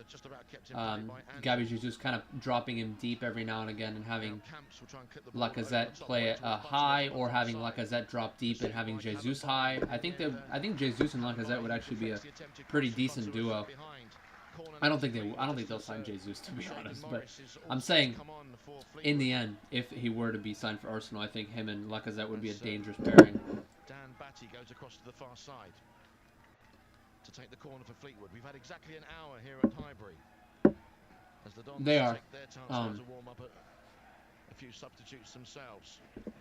They're not lumping it forward as much. Fleetwood are kind of knocking around a little bit more amongst the final third. But nothing too crazy yet for Fleetwood. Marsh and Hayes, I think it is. Tussling away, I think, perhaps against the spirits and the laws of the game inside the 6-yard box. So this corner will now be taken, and it's a vital defensive moment for the Dons. Batty to take it. Plenty of big guns on the edge of the box looking to try and Capitalise on this for Fleetwood. High and looping corner. Yep, over everyone's head. Absolutely woeful and goes way beyond the penalty area. Now Hennigan down the left-hand side. Oh, and he tried to slip the ball down the line for a Sal, but good defensive play there from Andrew, cropping up on the right-hand side to just nip in and steer that one away from a Sal. Throw in to the Dons. Josh Harrop then, who Is that going to be Shaden Morris coming on? Yeah, Shaden Morris coming in. Very dangerous player. We got to watch out for him. Very good on the 1v1. I think that's what Fleetwood need right now. I think they lack that cutting edge in the final third in terms of taking someone on. Oh, Anthony Hardigan, very slow to turn. Gets dispossessed by Camps. That was a poor shot there. Yeah, I think Hardigan just thought he had a lot more time than he actually had off the throw-in from Berdoni. It's going to be... Oh, the shot was deflected, so it's going to be a corner.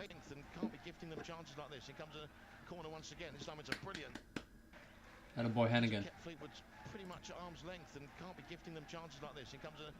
I follow just decided to take a shit again. Dude, yeah, COD's Vlogs is fantastic, actually. He has a very good knowledge of the league and about various teams. I think Young Fan Podcast is not too bad, but he doesn't have as good of a knowledge about players and about teams. But he's very well spoken, the Young Fan Podcast. But I think COD's Vlogs knows a little bit more about the teams and knows a little bit more about the ins and outs, which players played for which clubs, etc. Sam Cosgrove is certainly going to be on the book here.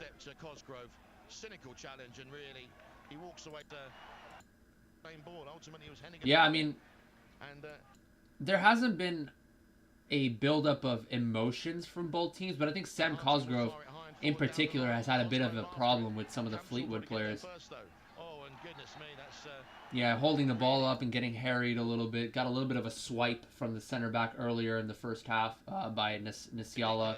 So he's just not very happy with Fleetwood right now. He got a yellow card. Very poor time challenge. 3-1, hell yeah.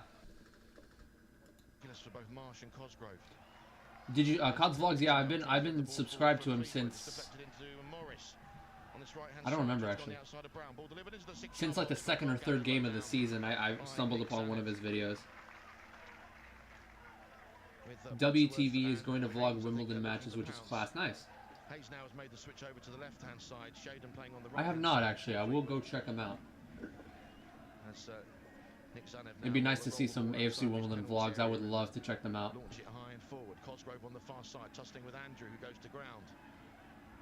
Every once in a while we've had an odd vlog from a YouTuber here and there, but we haven't had someone, we haven't had a tried and true AFC Wimbledon vlogger throughout the years, so that'd be cool. Hartigan loops ahead forward from halfway. Rudoni tries to bring it under control and does well. Steers it over to Brown on the near side at full stretch. He goes in with a real thunderous challenge there on Morris, and it's yeah. If you don't count me as a vlogger, because I don't live in the UK, I would certainly love to do vlogs if I lived there, but. Got back and steered it back to Zanev. Launched forward by him, and McAdam has leapt for the ball and completely missed it. But offside, I think, was the adjudication on the far side against either Cosgrove or Asal. So it's another I will certainly do so.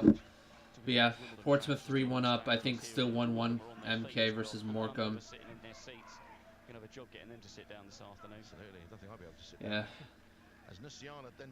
AFC will look very solid at the moment, at least in terms of they don't look solid, but more solid than they were before the game. That's for sure. Come on. It's the better of this third quarter of this game. Still leading by a goal to nil though. Sam Cosgrove winning the header there over Danny Andrew. But unfortunately didn't fall to the feet of any Dons players. Nightingale at his back, still Morris. Also Brown was joining in too. Oh man, AFC Wimbledon with some shithousery. Lee Brown held onto the ball for a good 3 seconds after a throw in. There was good press from him and Nightingale to press Shaden Morris. Takes it now, thrown forward, goes beyond Nightingale, who then does get a touch and steers it back to McCall. Oh, brilliant from Nightingale. First touch takes him away from pressure. Goes to ground and it's it now, thrown forward, goes beyond Nightingale, who then does get a touch. It was just a layoff there from Lee Brown, and Nightingale just kind of faked one way and went to his left. got brought down there. Takes it now, thrown forward, goes beyond Nightingale, who then does get a touch and steers it back to McCormick. And then Nightingale tries a particular instance. And Nick Zanev will take the resulting free kick for the Dons. Midway inside the Dons half. Away towards his left hand. Cosgrove. Cosgrove again winning the header there, but back in towards centre field, but doesn't fall to anybody. Picking out Camps. Now Andrew moves towards halfway down that far side. Here's Hayes back now to Camps once more. Here's Jules. Nusiala midway inside his own half of Fleetwood. Turns and steers it back to Jules. Jules expending plenty of energy coming forward for Fleetwood.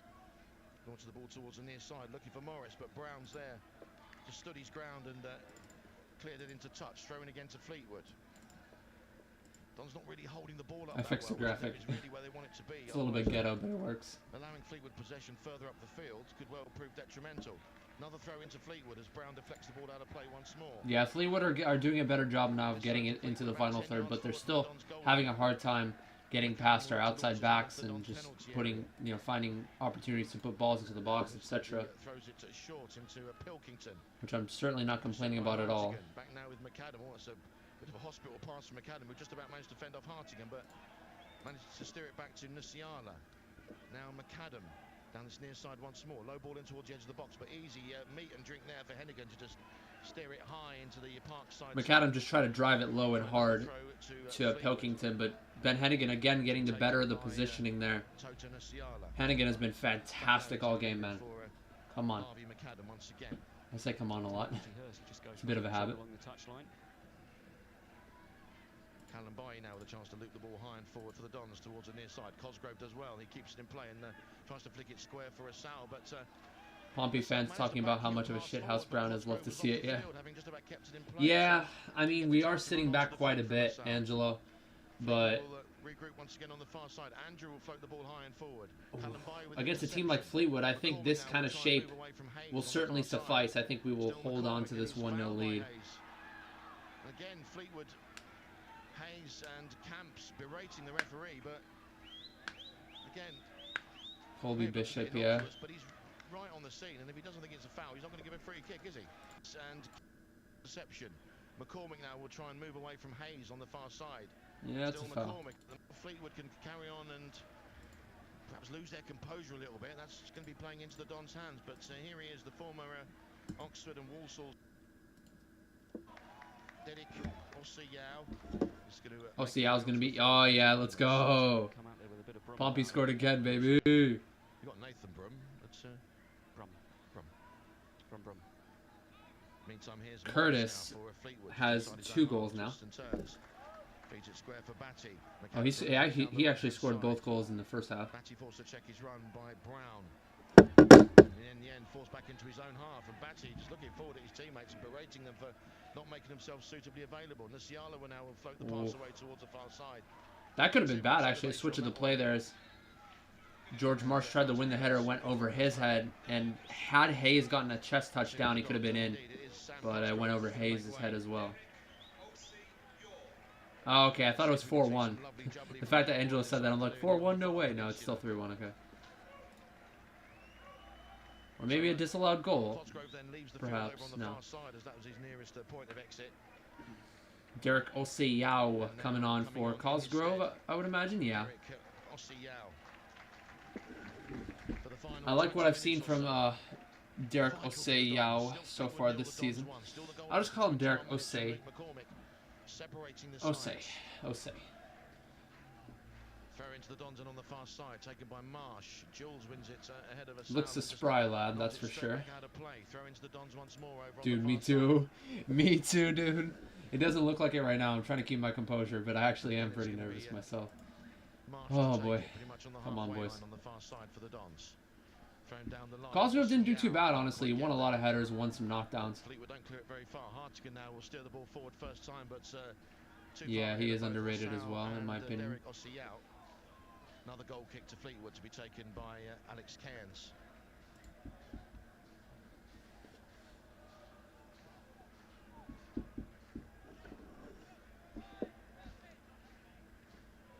nil, the Dons won. Forward it goes from Cairns. Hennigan winning the header again. Header back forward for the Dons.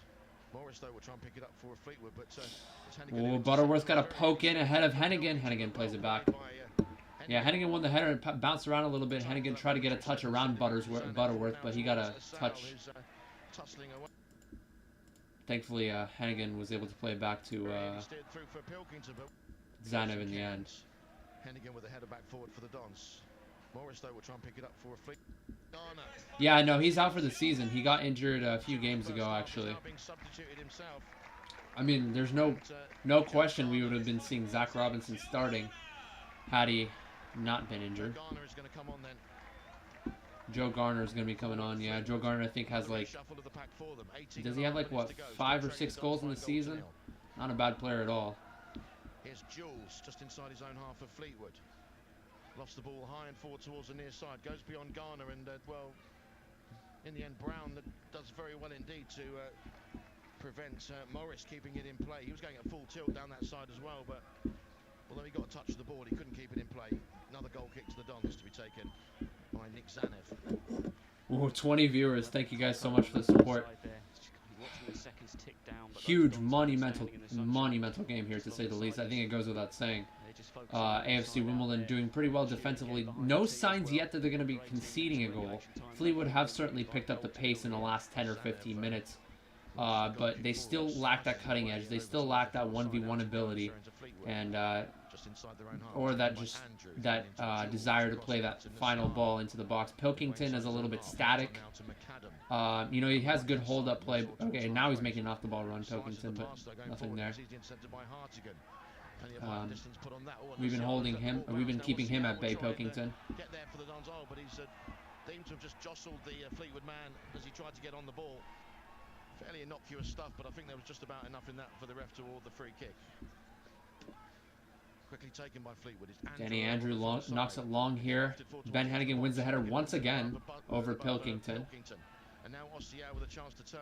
Ben Hennigan has been quietly been one of our best players, winning every header virtually. Oh, but it's going to be a free kick because does well.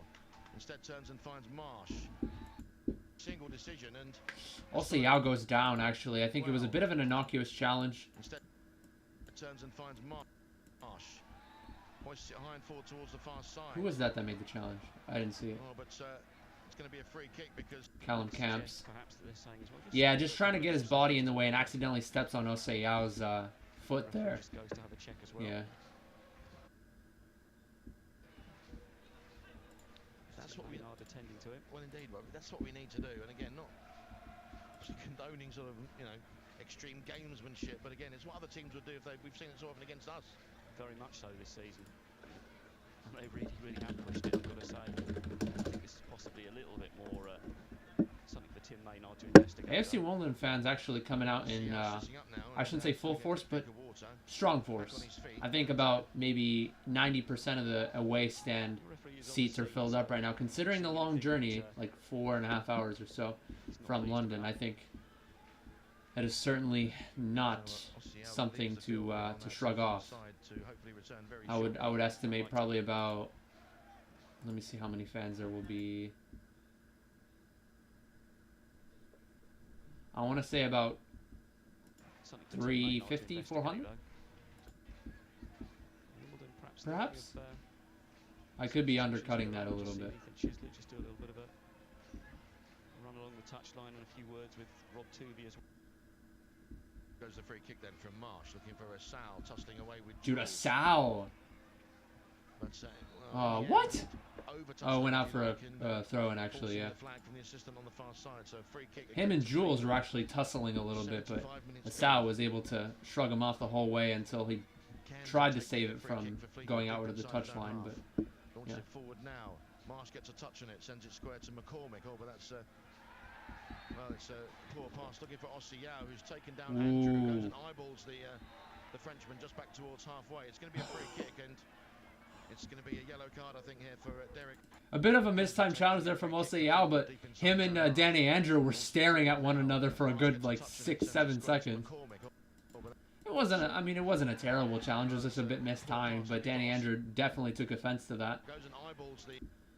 Oh, Sunderland fans, dude. No, that game happened a couple days ago.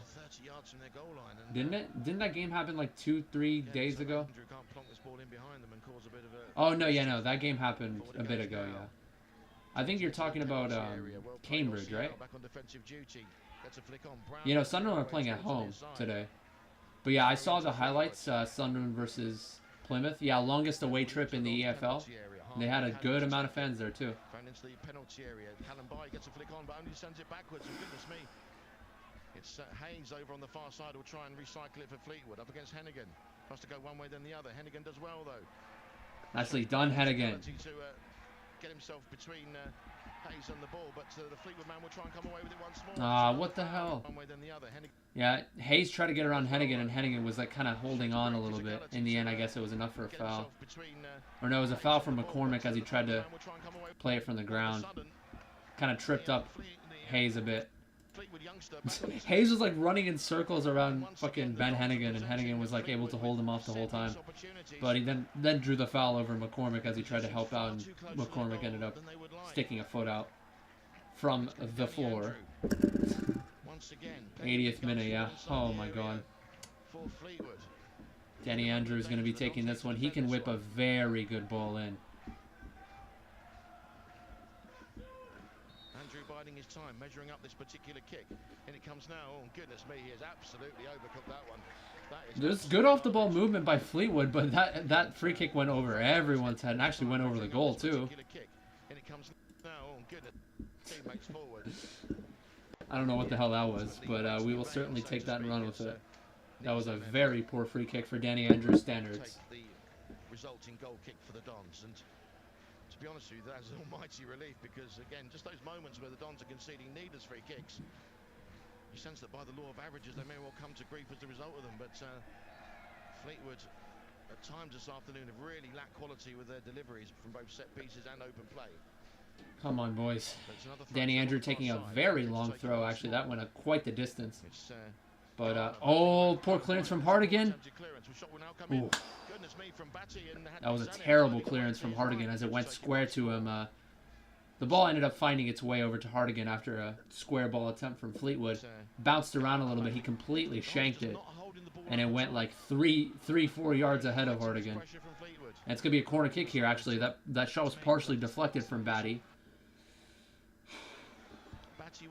Hartigan has certainly not done very well as of late in terms of delivery, but that was a clearance attempt.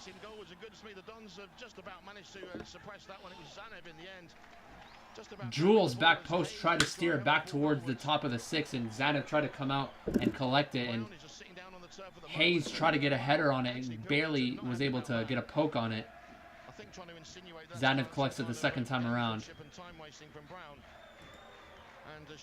Yeah, Zanev was trying to collect it. Hayes got a header on it. Bounced off the top of his fingertips, dude. That was so close. Actually, it could have bounced off Zanev's face or his chest area had that gone a little higher, but Jules was able to outmuscle McCormick there back post and get a bit of a redirect onto the top of the 6. Ooh. I mean, we've been defending set pieces pretty well, but that was a bit of a scary situation. We've been inviting a lot of pressure in the last 20-25 minutes. In the face of some pretty intense protestations from the Fleetwood players at times. As Brown continues to receive treatment, and a few of the players come across the near side on a very perhaps unseasonably warm afternoon just to get a bit of liquid refreshment and again 1 or 2 tactical tweaks potentially, as Brown is now back on his feet. Interesting to see once he starts to walk, whether he's walking freely or perhaps limping slightly. Certainly not going at any great pace, accompanied by Tim Maynard back towards this near touchline. Come on, boys. 2-0. Come on. Oh, why did I say 2-0? Yeah, Doncaster 2-0. That's a bit of a surprise. They're already well and out of it, but... Well, they're not well and out of it, actually. they're still mathematically in it if they win their next game. Gillingham lose their next game, and we lose our next game. But it's Jack Rudoni who's going to make way. Jack Rudoni coming off for Ethan Chislett. So let's see if he can perhaps steady the ship somewhat. I would have rather seen Hardigan come off, personally. Maybe have McCormick play as a center midfielder, that holding midfielder kind of. He's played holding mid, I think, maybe 2 or 3 games this season, filling in for injured, you know, George Marsh, injured Anthony Hardigan. And, yeah, I think he should, I think Hardigan should come off, but it is what it is. Hardigan's a little bit better as a holding mid than Jack Rudoni is, I guess.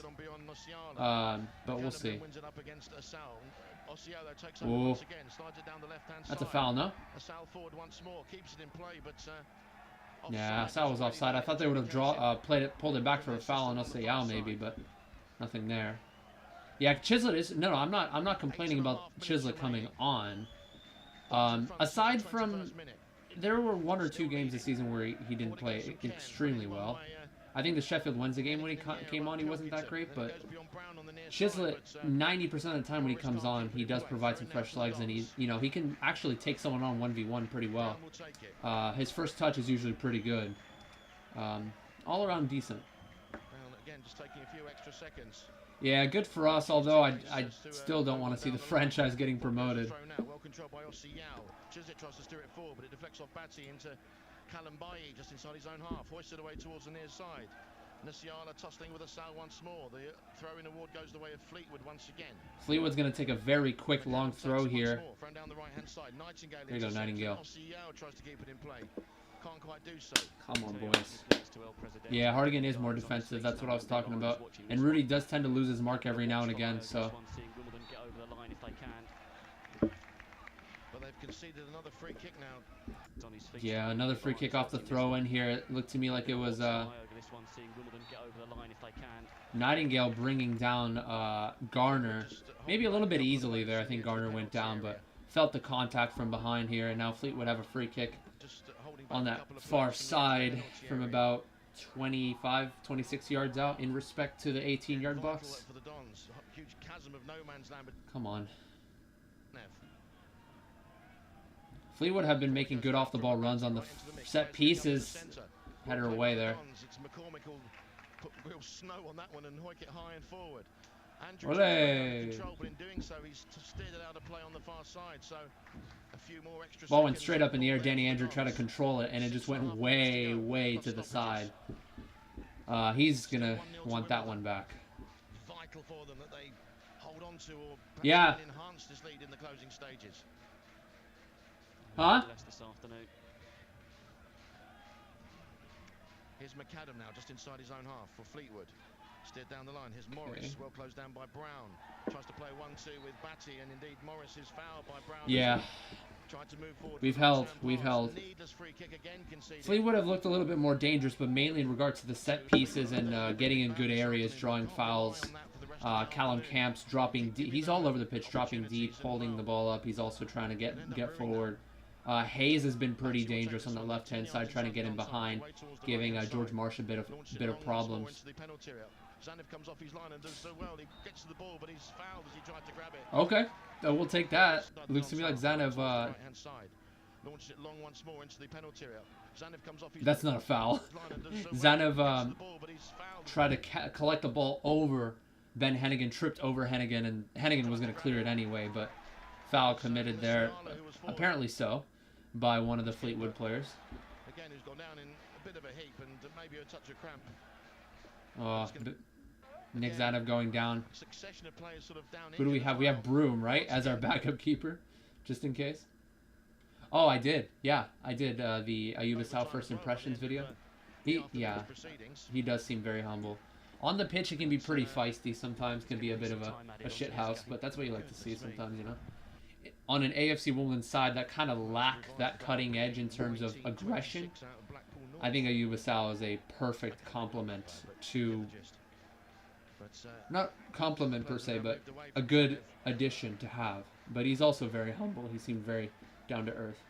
Tim Maynard is still. Me too. Me too. Standing over the fallen Nick Zanev. Ayub actually watches my videos. I don't know if you guys watched. Well, I know Angela or Obama did. Pardon me. But Angela, I don't know if you saw my Wigan vlog, Wigan away. But I met Ayub Asal's uncle actually, and he told me about how Ayub watches my videos and he loves them. And it's funny because Ayub Asal said he doesn't have any he doesn't use social media, and he also said, you know, players can use social media to their advantage, but also to their disadvantage. It could be a bit of a distraction. But I don't think Ayub, you know, follows the fans' opinions too heavily, but he does watch my videos, and it's kind of nice to see. He's awarded a free kick to Fleetwood, and huh? Added on at the end of the 90. Here's Zanev now. Launches the ball high and forward. What just happened? And really, it's probably worth a free kick to Fleetwood for what? How many additional minutes are going to be added on at the end of the 90? Here's Zanev now. Launches the ball high and forward for the Nick Zanev, and he's a free kick at the top of the 18 for what? I'm not sure what's gone on here. Is it time wasting? I'm not sure, but there was a free kick to Fleetwood. What? Right on the edge of the Dons Zanev, like, time wasting or what? Maybe a little bit of time wasting, but. Not happy about that award, and there's pushing and shoving going on now between some opposing factions. Mark Bowen, what? Doesn't really know what to make of it. I'm so confused right now. But Fleetwood now to the left of centre, about 20 yards out. I don't even know. I don't know. Hold on. Having a sweep. Okay, maybe not that bad, but do a bit of overtime as well. Yeah, so Zanev went down, right? So Fleetwood gave the ball back to him, and he held the ball on. He held the ball for like 20 seconds with his feet. But that's not time wasting. The ball's at his feet. Nobody pressured him. Oh, took the free kick twice. Oh. Okay, that makes sense. I guess. Weird. Anyway, it's going to be an indirect kick for Fleetwood. Goal. Far post.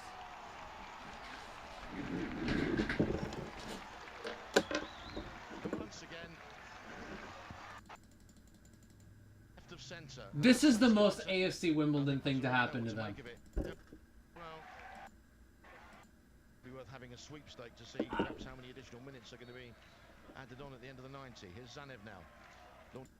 I'm looking back at this. And really, it's probably worth having a sweepstake to see perhaps how many additional minutes are going to be. I'm looking back at this. Zanev kicked it out. He rolled it out a little bit. And then the referee blew the whistle. Added on at the end of the 90. And Zanev rolled it out and then kicked it. So yeah, technically he took the free kick. I'm so confused. After the referee blew the whistle, he rolled it out to himself and then booted it long. Well, the additional time that's going to be added on at the end. I'm in utter disbelief. I'm in utter shock. Is now going to be something they'll hope could well help them retake the lead here this afternoon. Fleetwood don't have. Do they even have a shot on target aside from that? That was probably their first shot on target. And now Dylan Ajay-Hersey is being brought Just on for the remaining few minutes. And Anthony Hartigan. By the book, I guess he did take the free kick twice in Nick Zanev. Fleetwood have done absolutely nothing really this afternoon, other than moments when we've gifted them corners, gifted them free kicks. And the referee there has awarded a free kick against Nick Zanev on an absolute technicality. And all of a sudden, once again, they've done nothing all game. They drew a couple fouls inside their own final third. And here we go. Fleetwood are on the counter. Nottingham gets beat for pace by Shaden Morris. Gets brought down by fucking Kalambai. Unbelievable.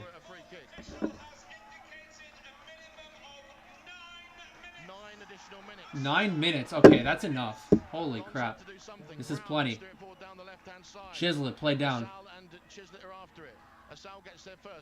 Chislett's going to take him on 1v1. Gets pressured, double teamed, plays it back. Nice little drag back and turn away from Pilkington. Oh, but he steered it out of play. Fuck. As he tried to find Chislett. We're 3 points behind Gillingham now.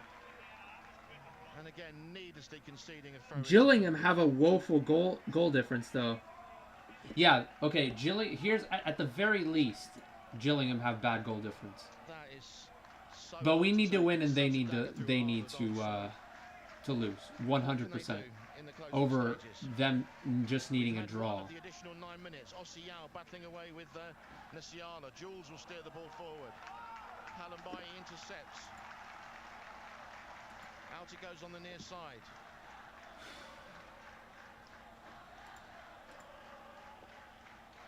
Throw into Fleetwood to be taken by... We're still mathematically in it with a point, but that would just be so fucking devastating if we don't get the win here, man. Here comes the throw into the Dons penalty area. Ben heading it away. Batty helps the ball over to McAdam once again on the near side. Another cross comes into the centre. Nightingale with another... There's going to be a goal in this. There's going to be a goal in this 100% for either side. Intercepted for the Dons, and it's going to be a free kick because... Give him a yellow for kicking the ball away. Cross comes into the centre. Nightingale with another clearance, only as far as Batty. Well played though, Callum Bailly, who's intercepted for the Dons. Give Callum Camps for kicking the ball away. Come up with something. He didn't get a yellow though, of course he didn't. The time added on here, there's been substantial time added on. Well, we've had 2 minutes and it's 7 minutes to go, but they need to get out of their own half. I forgot about that. Yeah, Fleetwood have a game in hand, and yeah, even if Gillingham do find themselves in the relegation zone after the Sunderland game, we're going to be the team getting relegated most likely. So. A lot of minutes added on, but maybe not expecting 9. But anyway, that's what's been. Yeah, this is. Nick Zanev. Oh my lord. Launching it high and forward into the Fleetwood half. Ossiao beaten to the ball, and now Pilkington will release Hayes down the left-hand side. Hayes on the left. Against the Callum Bailly.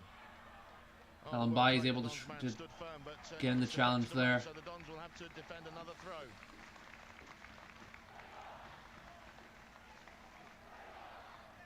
Fleetwood are gonna have to fucking they have 8 points or 8 goal difference ahead of us, and they would have to drop so many goals.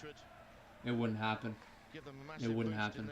Bid for safety. In comes the throw from Andrew on the far side. Hennigan with a clearing header. Come on, Asal, just turn away from your man. Yep. I'll say yeah on the ball now. Fuck, couldn't get the counter off. Back into Marsh. Now it goes high and forward. Ossiao and Asal after it, but Fleetwood have deflected it back forwards. Hennigan though does well. Feeds it into McCormick. Now Ossiao tries to help it on, but Fleetwood have been really galvanised by this equaliser, but now it's a poor pass from Camps. Marsh needs to send this one high and forward. Ossiao's after it. Ossiao is gonna get it. Oh, damn. Andrew steps in and sends it all the way. Jules missed a header because he got a good press on Derek Ossiao, but then he couldn't get on the ball. Danny Andrew dispossesses. Actually, Hersey loses out on the far side. Now here's Pilkington. Checks and turns and moves back towards halfway. Back on the outside now for Andrew on the far side. The momentum is with them. Oh, far post, Shaden Morris. Too heavy for Morris, though, thankfully. And out it goes. Goal kick to the Dons. We've had 4 of the additional 9 minutes. Just been creeping in during this second half. More and more Fleetwood. We're getting into the Wimbledon half. We need to have some sort of response in the time that's left here. You just got to go for it now. We were allowing them to do that. This is the thing. Come on, 5 more minutes. We are going for it, though. Fuck. As Garner now hooks the ball high and forward for Fleetwood and out of play on this near side. To the Wimbledon half. Near side. We get scared the more the game goes on. Big psychological issues with the team, yeah. I mean, we haven't played too poorly in this second half. We invited a little bit too much pressure, but ultimately in the end we win the headers. We see out the attacks, but just silly from Zanev, really. With that quote-unquote double free kick.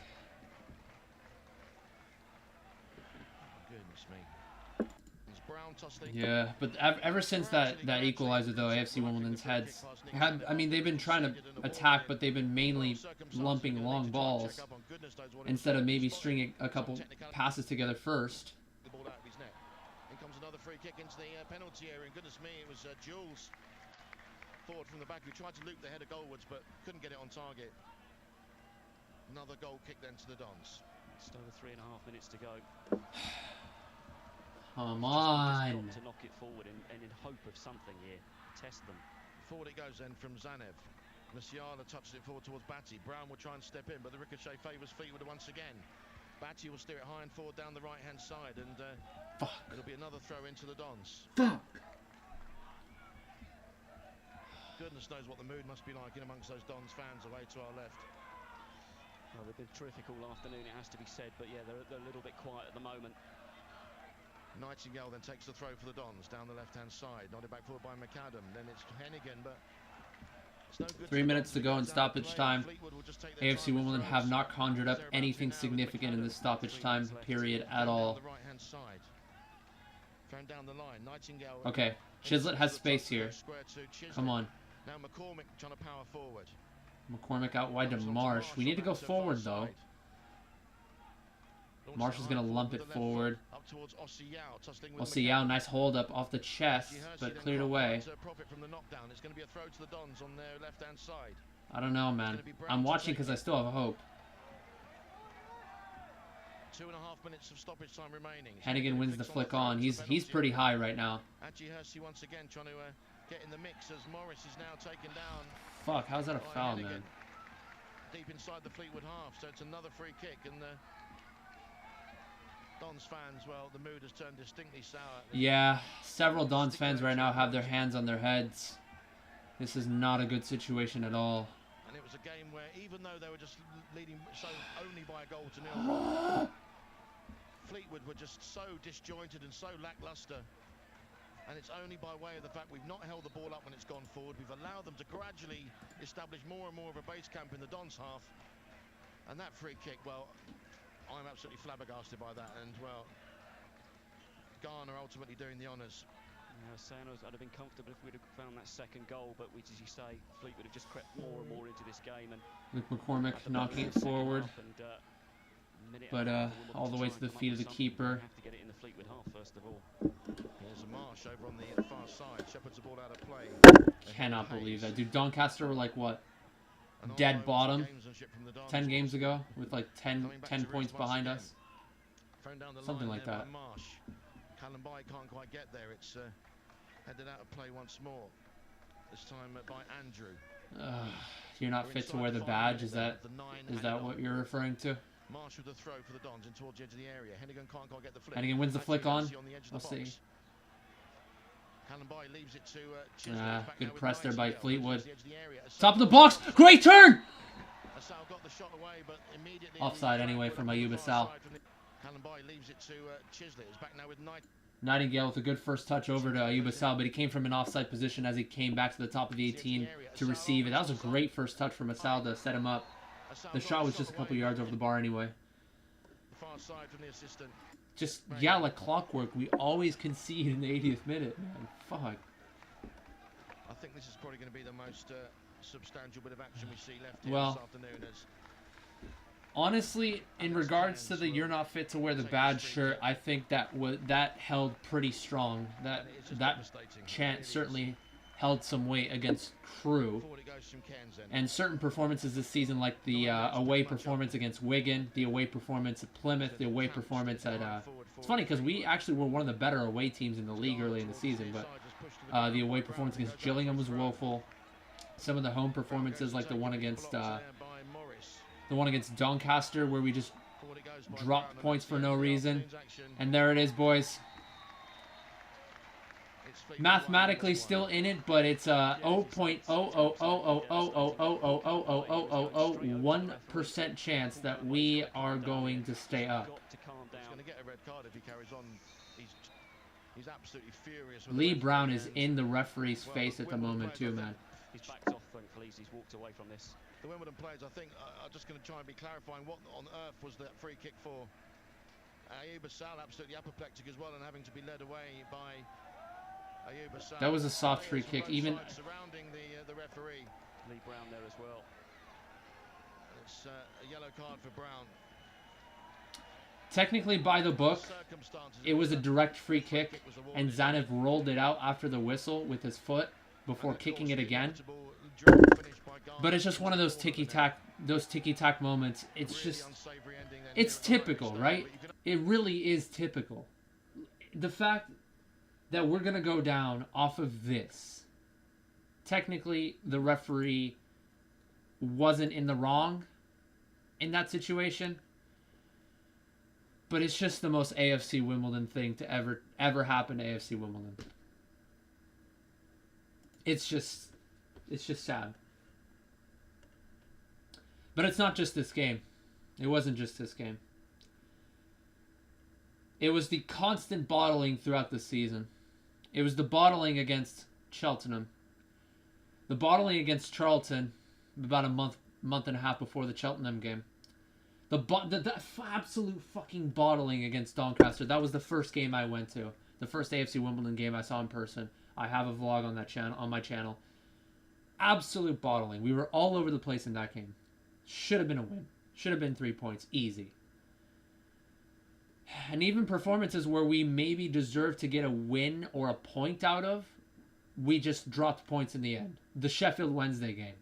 Ayub Assal, 1v1 with the keeper, hits it straight at him, and then we concede at the end, switching off at the end. The MK Dons game, Jack Redoni losing his mark. Easy. Like, how does Parrott have enough time to just bring that down and volley it bar down? I'm going to go back to the Cheltenham game. Balls over the top, constantly. Balls over the top, balls over the top. In both Cheltenham games. The first one, Nightingale just had a nightmare, bro, in that one. The second game, just both Hennigan and Nightingale, nightmares. To be fair, I got to give credit to Ben Hennigan because he's been one of our most consistent players throughout the season. Defensively, played fantastic in this game in particular. But our defense throughout the season, very spotty. A lot of problems. A lot of problems. Obviously, the defending, the mental fortitude. I think the biggest key is the fact that we have the youngest team in League One on average. And it shows. It has shown throughout the season. We lacked that mental fortitude in the second half. We lacked that cutting edge. And it's come to bite us in the ass. Time in and time out. That being said, I think we deserve to win this one. I don't think we did enough to score 2, to score 3. Every now and again when we were in the final third, I think we did decent on the hold-up. I think we played, Jack Redoni was fantastic in that first half. Off the ball press, didn't run around like a headless chicken, but he knew when to press. He dispossessed them a couple times. On the hold-up, he was decent. He turned out of pressure. He played a good ball over to Ayub Assal on the goal with the head, and Assal just played him back. Good first touch from Redoni and laid it back out to McCormick. Solid finish from McCormick, by the way. Kind of side foot, chopped it along the ground. Good top corner finish. It was good, well-worked goal all around. Fleetwood in that first half, we're just knocking it around just for the sake of knocking it around in their back line, and then when nothing was on, they just lumped it forward. Ben Hennigan won a good majority of the headers. Nightingale won a good amount of headers too, but at times Nightingale was a little bit sketchy on the defensive end, got beat a couple times for pace by the likes of Pilkington and the outside mid Hayes. I think Hayes was fairly dangerous. He, the young academy product. He was all over the place, man. But I think for the most part, our defensive shape was okay. I think we invited a little bit too much pressure in that second half, though. I think we sat off a little bit. And also Fleetwood, I think they kind of changed their tactics around a little bit. They knocked it around a bit more. They played it out wide to Hayes. Harrop was dropping deep and trying to lay it off to the strikers and stuff. And overall, they played a little bit better. We drew too many fouls. We gave away too many cheap fouls. Putting the press on is fine, but, don't go over the back and just put too much press. We gave away too many free kicks. And in the end, the free kick that mattered was, I guess, on a technicality from Nick Zanev. Technically speaking, Nick Zanev took a double free kick, and it just sucks. Really does. I'm going to be making another... I'm going to be doing the fan reactions as well. I'm actually going to be doing the fan reactions this time. I said I was going to do it last time, and I didn't. But this time I actually will.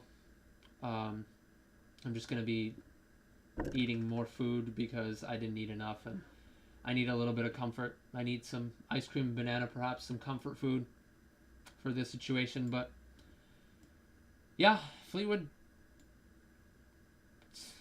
they didn't. I don't think Fleetwood did enough on the day, but they got what they needed to stay up. Actually, well, they're not mathematically out of it yet. It's between them and Gillingham now, even Morecambe actually. But good games. It hurts. It really does hurt.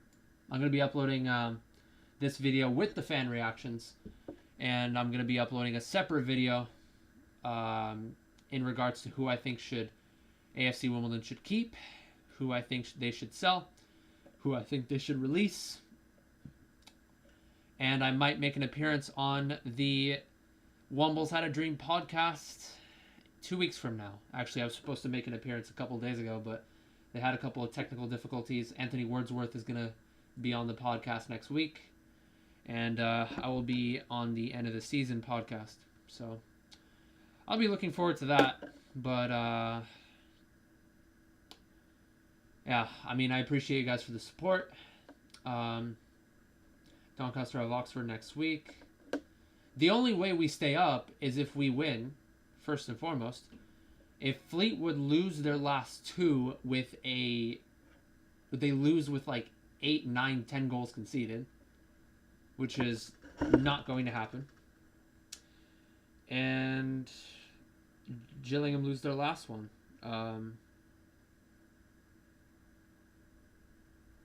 No, there's no way we can get out of this drop. There's no way unless Fleetwood just completely capitulate in their last two games. Quite frankly, I don't think that's going to happen. I think they'll lose, but I don't think they're going to lose by fucking 4 goals each game. So, I hope the last game doesn't turn toxic. I could see that being a mess involving the whole Steward team. Quite frankly, I don't know how the turnout's going to be. I think it's only going to be like 60%, 50% full. And mostly people with season tickets will be showing up to the game. I don't think anybody's going to be, or almost nobody's going to be buying single match tickets to see the game. So